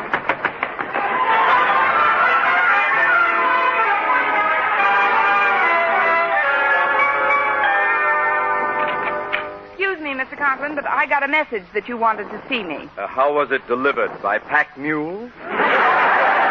Well, never mind, Miss Brooks. There's no time for apologies. I've been considering various members of the faculty for the position of executive hostess at the Wishing Well dance tonight. Yes, Mr. Conklin. Your name was the first to pop into my mind. And as quickly as I could, I popped it out. However, due to severe pressure from my wife and daughter, I hereby appoint you Miss Wishing Well of 1949. You think I'm deep enough? Thanks very much, Mr. Conklin. This is not merely an honorary title, Miss Brooks. I've invited several members of the Board of Education to attend. And it will be your duty to see that the entire affair is run off without a hitch. Well, I'll try my best, Mr. Conklin. Will I be in charge of purchasing refreshments? You will. Harriet will turn over the funds that were collected, and I suggest that you enlist the aid of one of the male members of the faculty to help carry the bundles. I have a biology teacher in the balcony, Doctor. That is, I'm sure Mr. Boynton will be glad to help. Yes. That's all. Yes, sir. Goodbye, Mr. Conklin. Goodbye, Miss... Oh, just a moment, Miss Brooks. Come back to my desk, please. What is it, Mr. Conklin? I'd like to take a look at the back of your head. Just as I thought. Miss Brooks, you are hereby relieved of all duties at the dance tonight. But I don't understand, Mr. Conklin. Furthermore, I forbid you even to put in an appearance. But why? I told you the Board of Education would be there, Miss Brooks, and I flatly refuse to have them see one of my teachers wearing a butch haircut.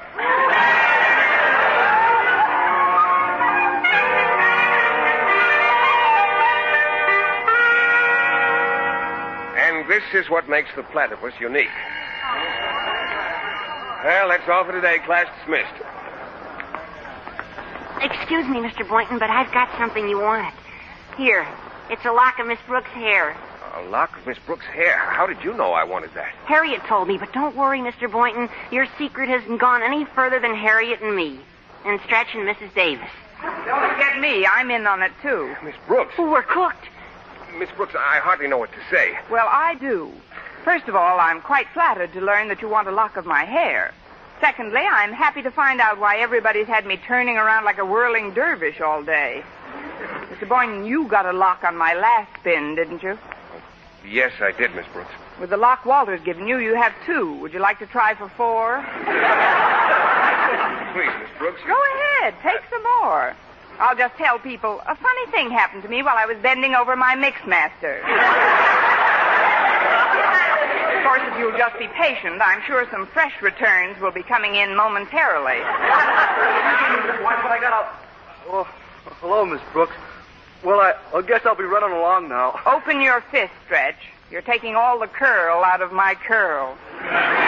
She's wise to a Stretch. Just hand it over. Yes, and don't rush off. We should be hearing from another hairy precinct any minute. Hello, Mr. Boynton. I'd like to give you this... Oh, hi, Miss Brooks. Well, goodbye, Mr. Boynton. Wait a minute, Harriet. Drop it in the collection plate and sit down. She knows all about it, Harriet. But how did you find out, Miss Brooks? A little ladybug told me. Look, Mr. Boynton, now that you have as much of my hair as I have, I think I'll buy you a family-sized locket in which to carry it. Oh, I didn't want it to carry, Miss Brooks. You didn't? Then would you mind explaining, Mr. Boynton? It's rather embarrassing, Miss Brooks, but, well, you see, I've sewn together this piece of cheesecloth, and I figured if I could stuff it with some real fluffy hair, it'd make a nice pillow for McDougal's head. McDougal's head? Well, it may help cure his insomnia. I was hoping you wouldn't mind, Miss Brooks. Why should I mind? He's been in my hair long enough. He might as well be on it.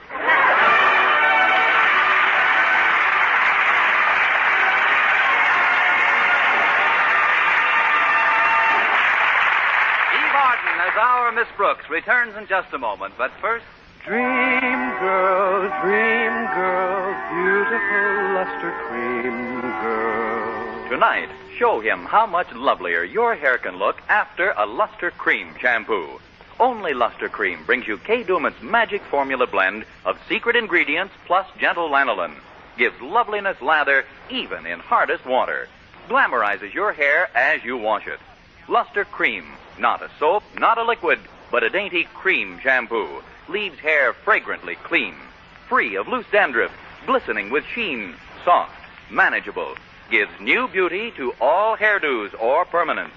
4-ounce jar, $1. Smaller sizes, either tubes or jars. Tonight, try Luster Cream Shampoo and be a Dream girl, beautiful luster cream girl. You owe your crowning glory to a luster cream shampoo. And now, once again, here is our Miss Brooks. Well, Mr. Conklin relented and gave me permission to attend the dance, but not until I had repossessed my missing curls and stuck them back on with some Scotch tape. At any rate, Mr. Boynton seemed satisfied with my appearance. You look lovely, Miss Brooks. Something tells me we're going to have a wonderful time this evening. I hope so, Mr. Boynton. And I must admit that I'm very pleasantly surprised to find that you're not worrying about that frog of yours. Well, why should I worry about him, Miss Brooks? McDougal's fine. Now, how about this dance? I think they're going to play a waltz. Oh, I'd love it, Mr. Boynton. On second thought, you two go ahead. I'll cut in later.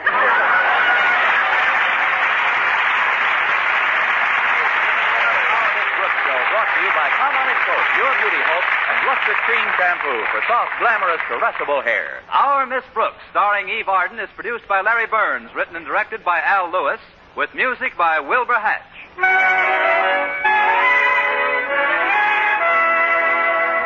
Here's good shaving news. 3 men out of every 4 can get more comfortable, actually smoother shaves with Palmolive Brushless Shaving Cream. This is not just a claim. Here's the proof. 1,297 men tried the Palmolive Brushless way to shave described on the tube. And no matter how they had shaved before, 3 men out of every 4 got more comfortable, actually smoother shaves. Try Palmolive Brushless yourself. See if you don't get more comfortable, actually smoother shaves the proved Palmolive Brushless way. This week in Chicago, there's a meeting of great interest to American housewives, the Golden Jubilee Convention of the National Association of Retail Grocers. It's especially interesting because of the service and convenience rendered to women shoppers by these independent retail grocers in maintaining abundantly stocked shelves of carefully selected quality products so important to our homes. It's through the efforts of these grocers that you get what you want when you want it. The Colgate-Palmolive Peat Company is proud to send greetings to these 10,000 independent retail grocers, your good neighbors and ours. For mystery liberally sprinkled with laughs, listen to Mr. and Mrs. North Tuesday evening over most of these stations. Be with us next week at the same time for another comedy episode of Our Miss Brooks. Bob Lamont speaking. Stay tuned now for Life with Luigi, which follows over most of these stations. This is CBS, the Columbia Broadcasting.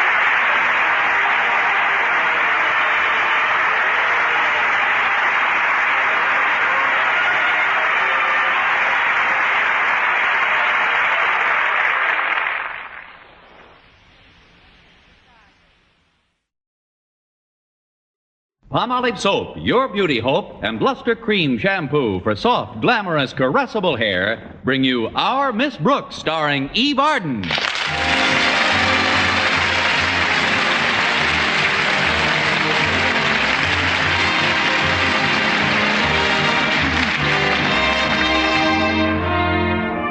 For many teachers, June 17th marked the last day of the regular school term. Well, this also applied to our Miss Brooks, who teaches English at Madison High School. Unlike many other teachers, however, I had volunteered for summer school duty. The reason? Oh, you can put it down to any one of a number of things. Caprice, the spirit of cooperation, hunger.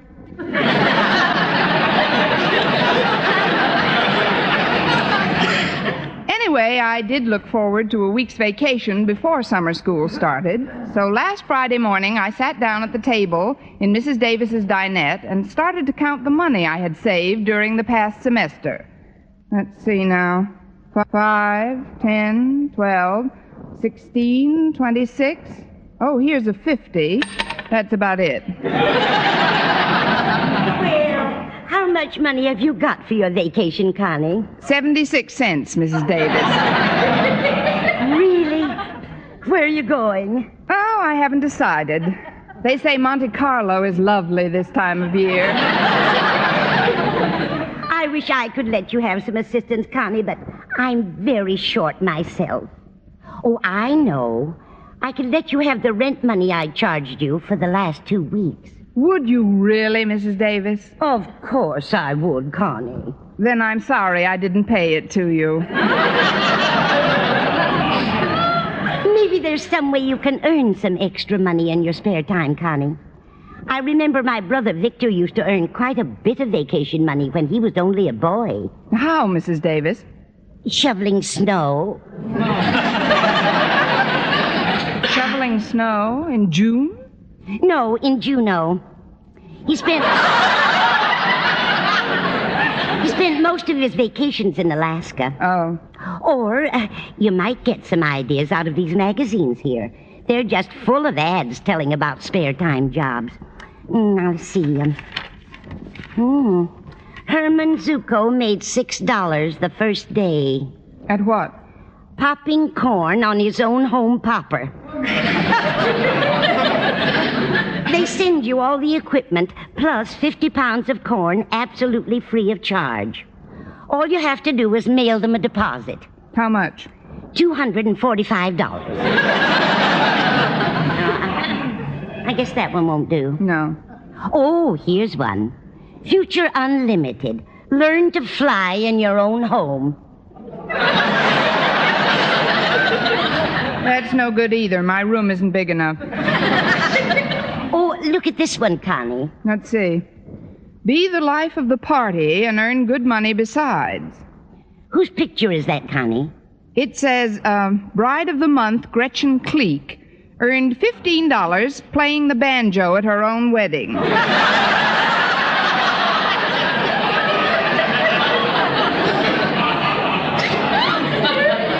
Well, there don't seem to be so many opportunities in this issue, Connie. Well, maybe I'll think of something on my way to school. Walter Denton's picking me up this morning. What's the matter with your car, Connie? I've had a little tire trouble, Mrs. Davis. Well, isn't your spare in good condition? My spare's in perfect condition. It's the other 4 that are shot. How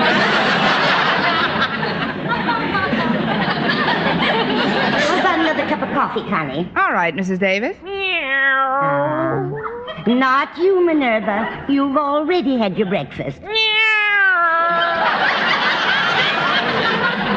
The way this cat eats is a caution. She's getting fat as a horse. Good. Maybe I can ride her to school one of these days. Now you go on into the kitchen, Minerva. Go ahead, Minerva. Yesterday's paper is under the sink with a big fat Mickey Mouse cartoon.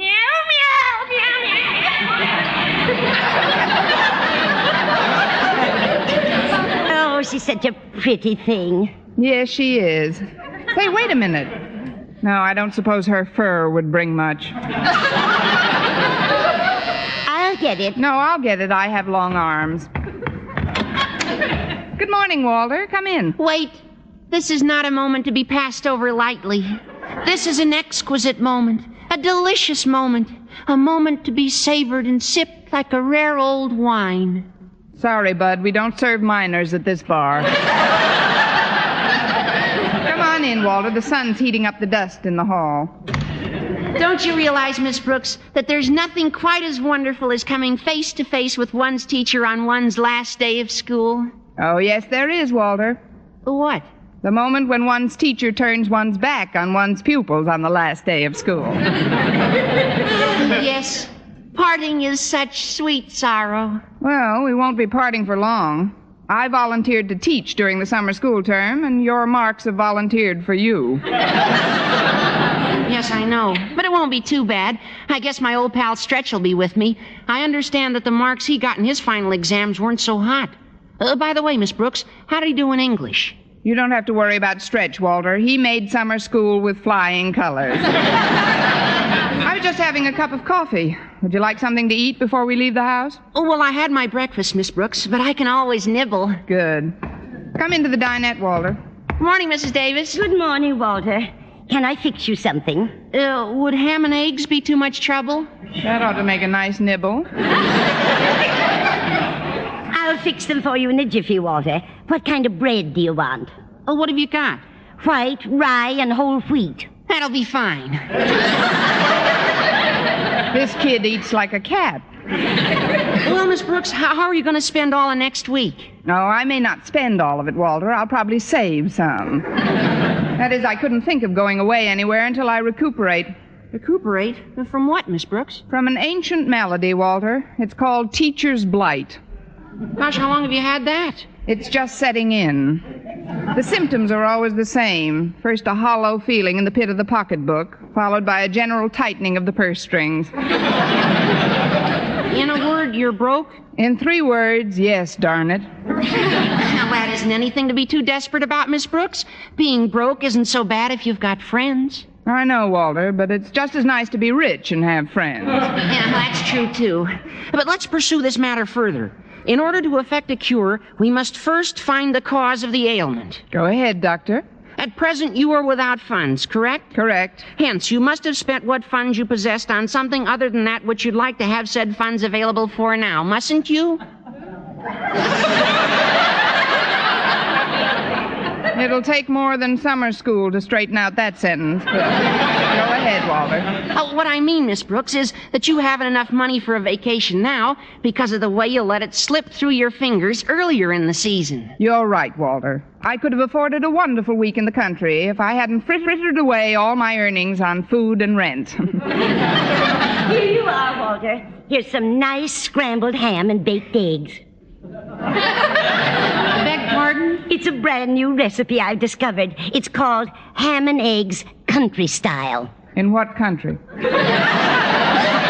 If you'll excuse me, Walter, I'd like to look through some more of these magazines while you're eating. I've been trying to find some way to make some money in my spare time. Oh, gosh, why didn't you say so, Miss Brooks? She just did, Walter.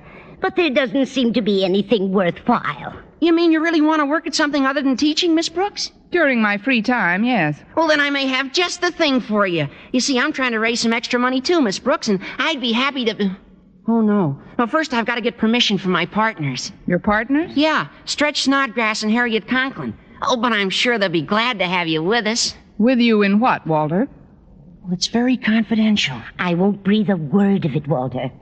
Word of honor, Mrs. Davis? Word of honor. Honestly, Miss Brooks, this thing is terrific. What thing is terrific? It's just a gold mine. Give me a map and a shovel, and I'll meet you there at midnight. Now, come on, Walter. You've had me in suspense long enough. What is this fabulous sideline I'm getting into? Well, I'd rather not say until we talk to Stretch and Harriet, but I'm going to pick them up on our way to school. They're waiting in the pet shop that Stretch's dad runs. Oh, that reminds me. I've got to feed Minerva. Say, that's right. The poor thing hasn't had a square meal in 10 minutes. I'll take care of everything, Connie. You run along with Walter. And I wish you both a lot of luck in your new enterprise. Thanks, Mrs. Davis. Well, we better be going, Miss Brooks. All right, Walter, but you'll have to give me a few minutes to fix up. After all, if we're going to the Snodgrass pet shop, I want to look my best. You mean when you meet your new business associates? Not entirely, Walter. There's a monkey in there who has a crush on me. A monkey? Yes. Stretch once read him Tarzan of the Apes, and he thinks I'm Jane.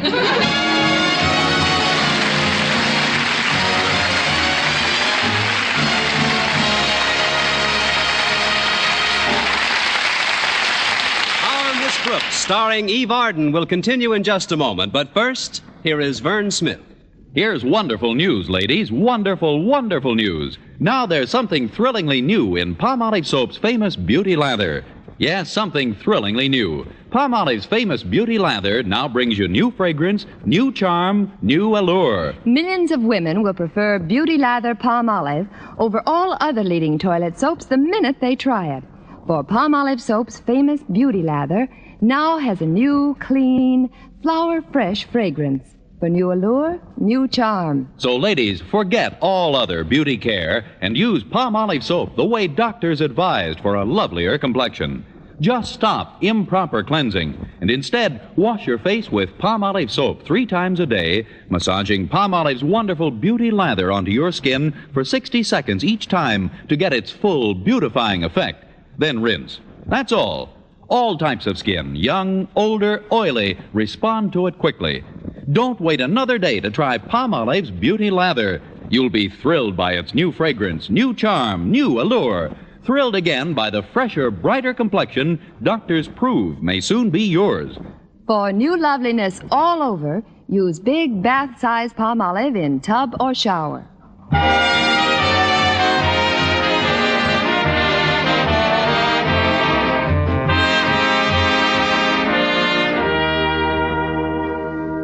Driving downtown with Walter Denton is always an invigorating experience. It's great practice for underwater swimming, too.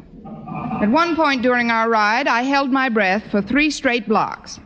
When we finally arrived at our destination, I made a mental note to send a generous contribution to the League for Frightened Pedestrians. Well, here's the pet shop, Miss Brooks. It better be. A jewelry store would look pretty silly with all those puppies in the window. Oh, aren't they cute, Walter? What's that St. Bernard doing in there? No, that's Stretch. Oh. Now, come on, let's go in. Hiya, Stretch. It's me. Oh, hi, Walter. Oh, hello, Miss Brooks. Hello, Stretch. Where's your dad? He'll be down later. I opened the shop today. I was just feeding the animals. How about Harriet? She had breakfast at home. Oh, you mean where is she at? Oh, she's in back examining some of our equipment. Oh, let's go back. We gotta vote Miss Brooks into the business. No kidding. Is Miss Brooks coming in with us? Well, that depends on if she still wants to after she hears what it is. It also depends on if I'm not too old when I hear what it is. Well, it's about time you... Oh, hello, Miss Brooks. Good morning, Harriet. It was my fault Walter's late. We were discussing the possibilities of my joining your new enterprise. Our enterprise? Yes, the one that's well calculated to keep you in suspense.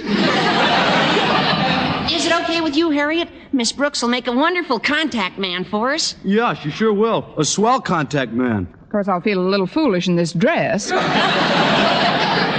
I'm all for it, of course, but do you know what the business is, Miss Brooks? No.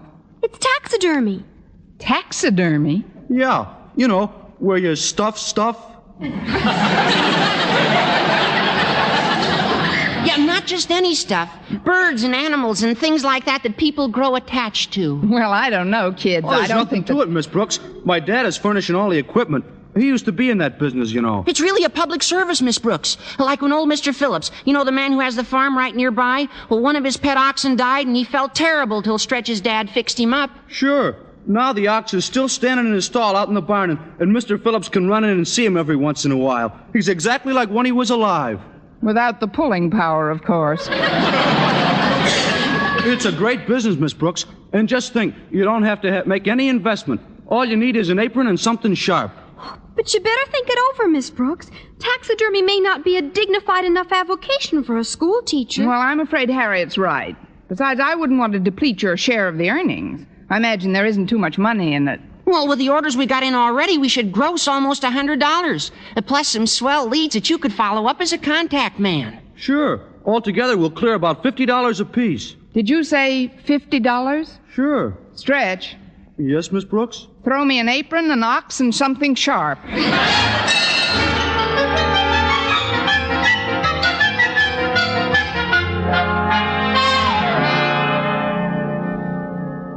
Although a little dubious about my new extracurricular activity, Stuffing Stuff Incorporated, I was determined to raise some extra money.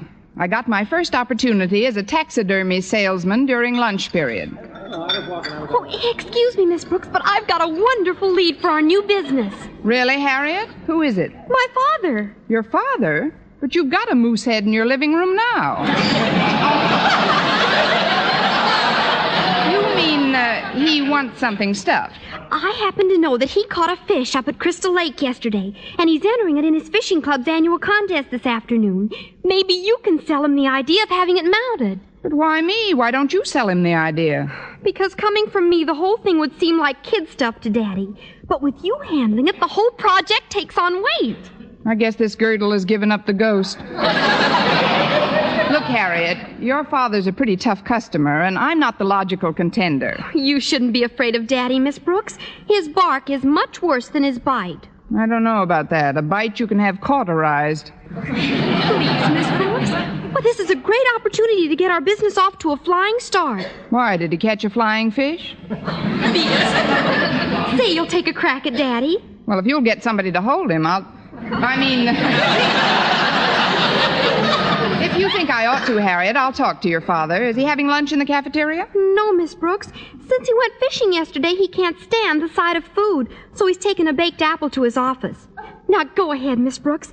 Beard the lion in his den. All right, Harriet, I'll try to beard the lion, but I'd feel a lot better if I'd once removed a thorn from his paw.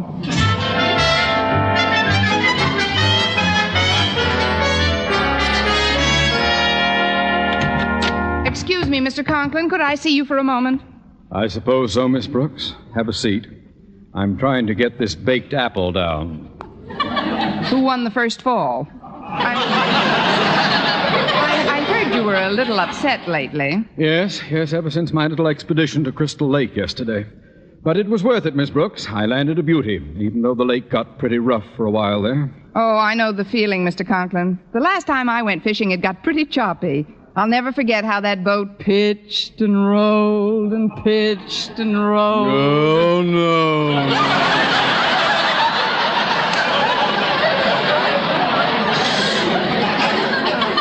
If you don't mind, Miss Brooks, I wish you'd postpone the recital of your experience at sea until I've had another go at this baked apple. Oh, of course, Mr. Conklin. What I wanted to talk to you about was that beauty you hauled in yesterday. Now, you must admit, Mr. Conklin, that there's nothing quite as unprepossessing as a dead fish. Miss Brooks, there must be something else we can chat about. Oh, this is important, Mr. Conklin. Do you realize that I can transform into a vibrant, beautiful object what is now nothing but a cold, gray, sodden mass? How, you ask? I do not. Well, I'll tell you. By taxidermy, Mr. Conklin. Take Mr. Phillips, the farmer. Months after it passed away, Mr. Phillips could still go out to his barn and see his pet ox standing there. Well, bully if I hear.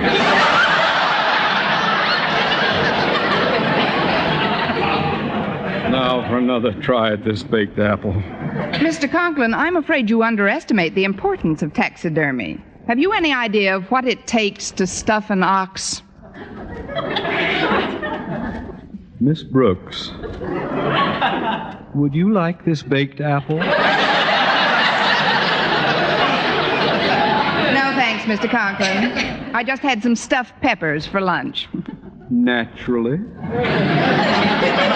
Now, what is all this nonsense about taxidermy?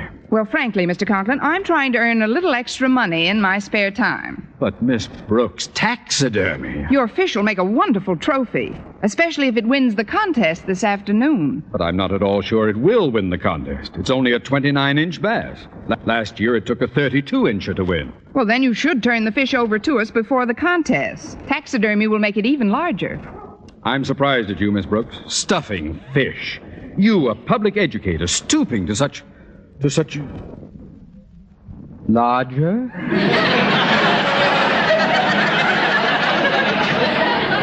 Inches larger. You'll find the speckled beauty in the cafeteria refrigerator. It's roomier than the one we have at home. Oh, thank you, Mr. Conklin. You won't be sorry. The club is meeting at my home at 5 sharp. You're sure you can have it there by then? Positive, Mr. Conklin. Very well. Oh, one more thing, Miss Brooks. What is it going to cost me to stuff my fish? Shall we say a fin, Mr. Conklin?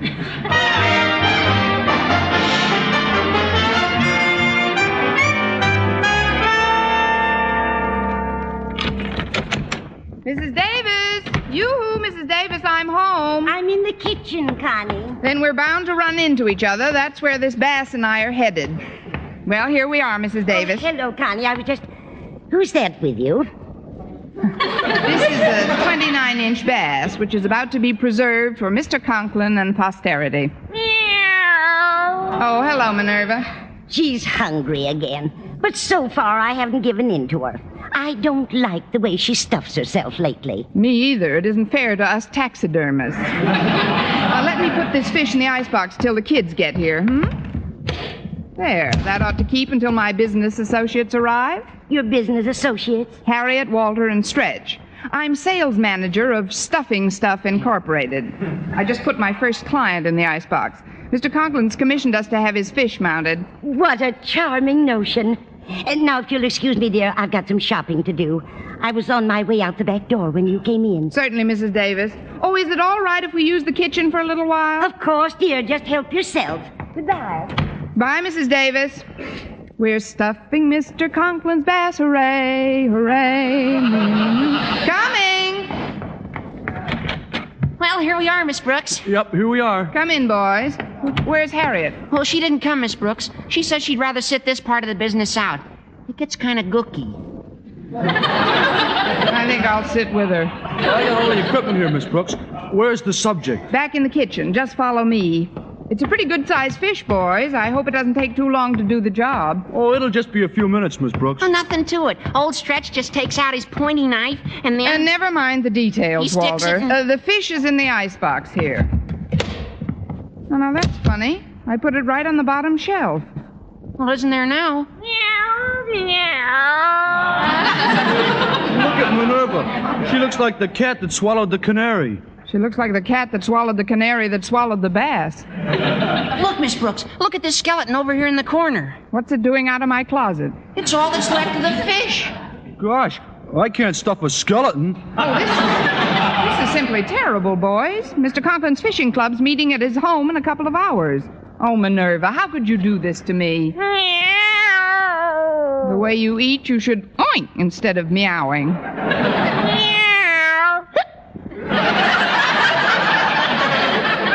Well, it serves you right. Now get out of this kitchen before I paste some fins on you and put you on a board.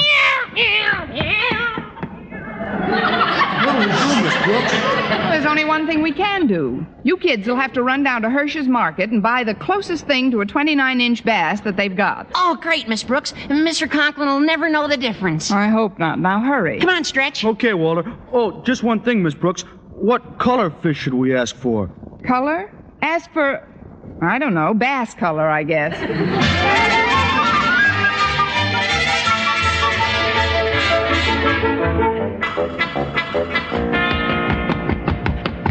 Well, here we are, Miss Brooks.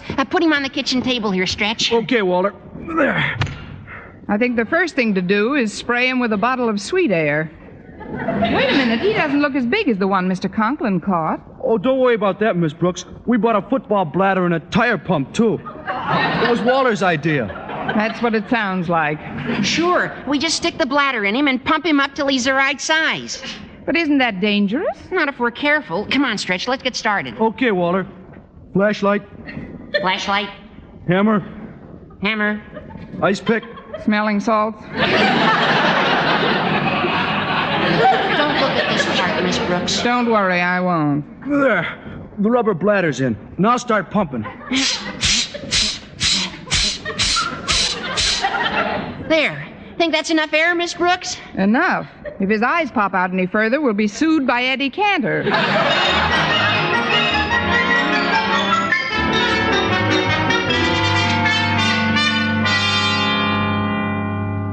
And so, fellow members of the Fishing Club, it is with a good deal of pride that I accept this blue ribbon for my entry in the annual contest. If you'll just hold the fish up, Miss Brooks, I'd like to pin this ribbon right on his gleaming side. Pin it? Oh, but Mr. Conklin, I wouldn't advise... Ah, there we are. In you go. Caviar, anyone?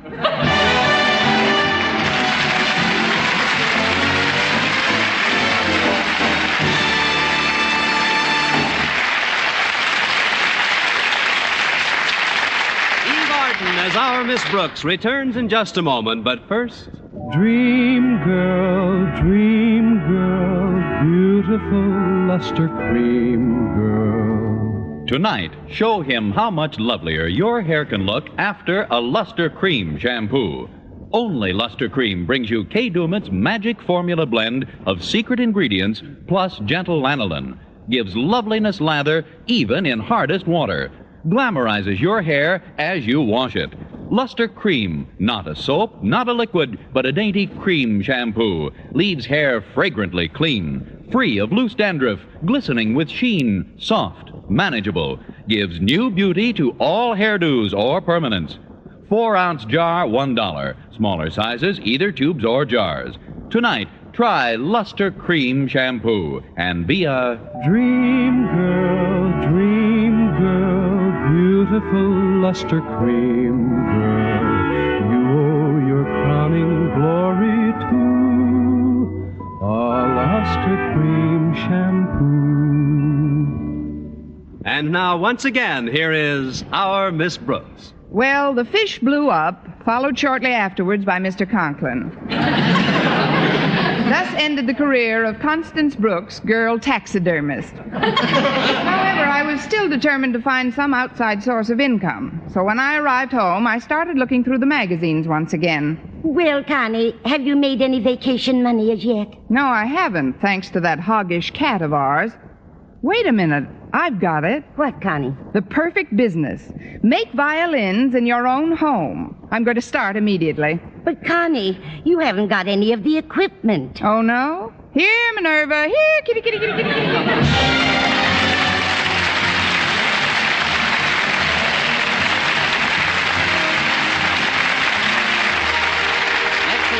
Another Our Miss Brooks show brought to you by Palmolive Soap, your beauty hope, and Luster Cream Shampoo for soft, glamorous, caressable hair. Our Miss Brooks, starring Eve Arden, is produced by Larry Burns, written and directed by Al Lewis, with music by Wilbur Hatch. Mr. Conklin was played by Gail Gordon. Others in tonight's cast were Jane Morgan, Dick Crenna, Gloria McMillan, and Leonard Smith.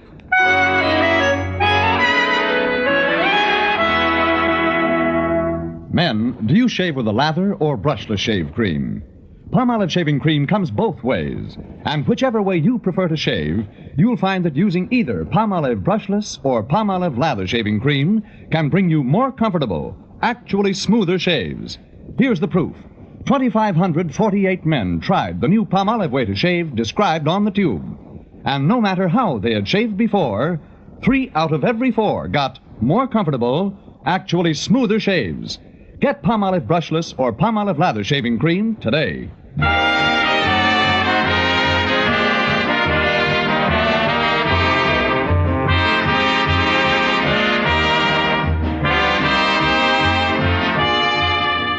For mystery liberally sprinkled with laughs, listen to Mr. and Mrs. North, the exciting, fun-packed adventures of an amateur detective and his beautiful wife. Tune in Tuesday evening over most of these same stations. And be with us again next week at this same time for another comedy episode of Our Miss Brooks. Bob Lamont speaking. Stay tuned now for Life with Luigi, which follows over most of these stations. This is CBS, the Columbia Broadcasting System.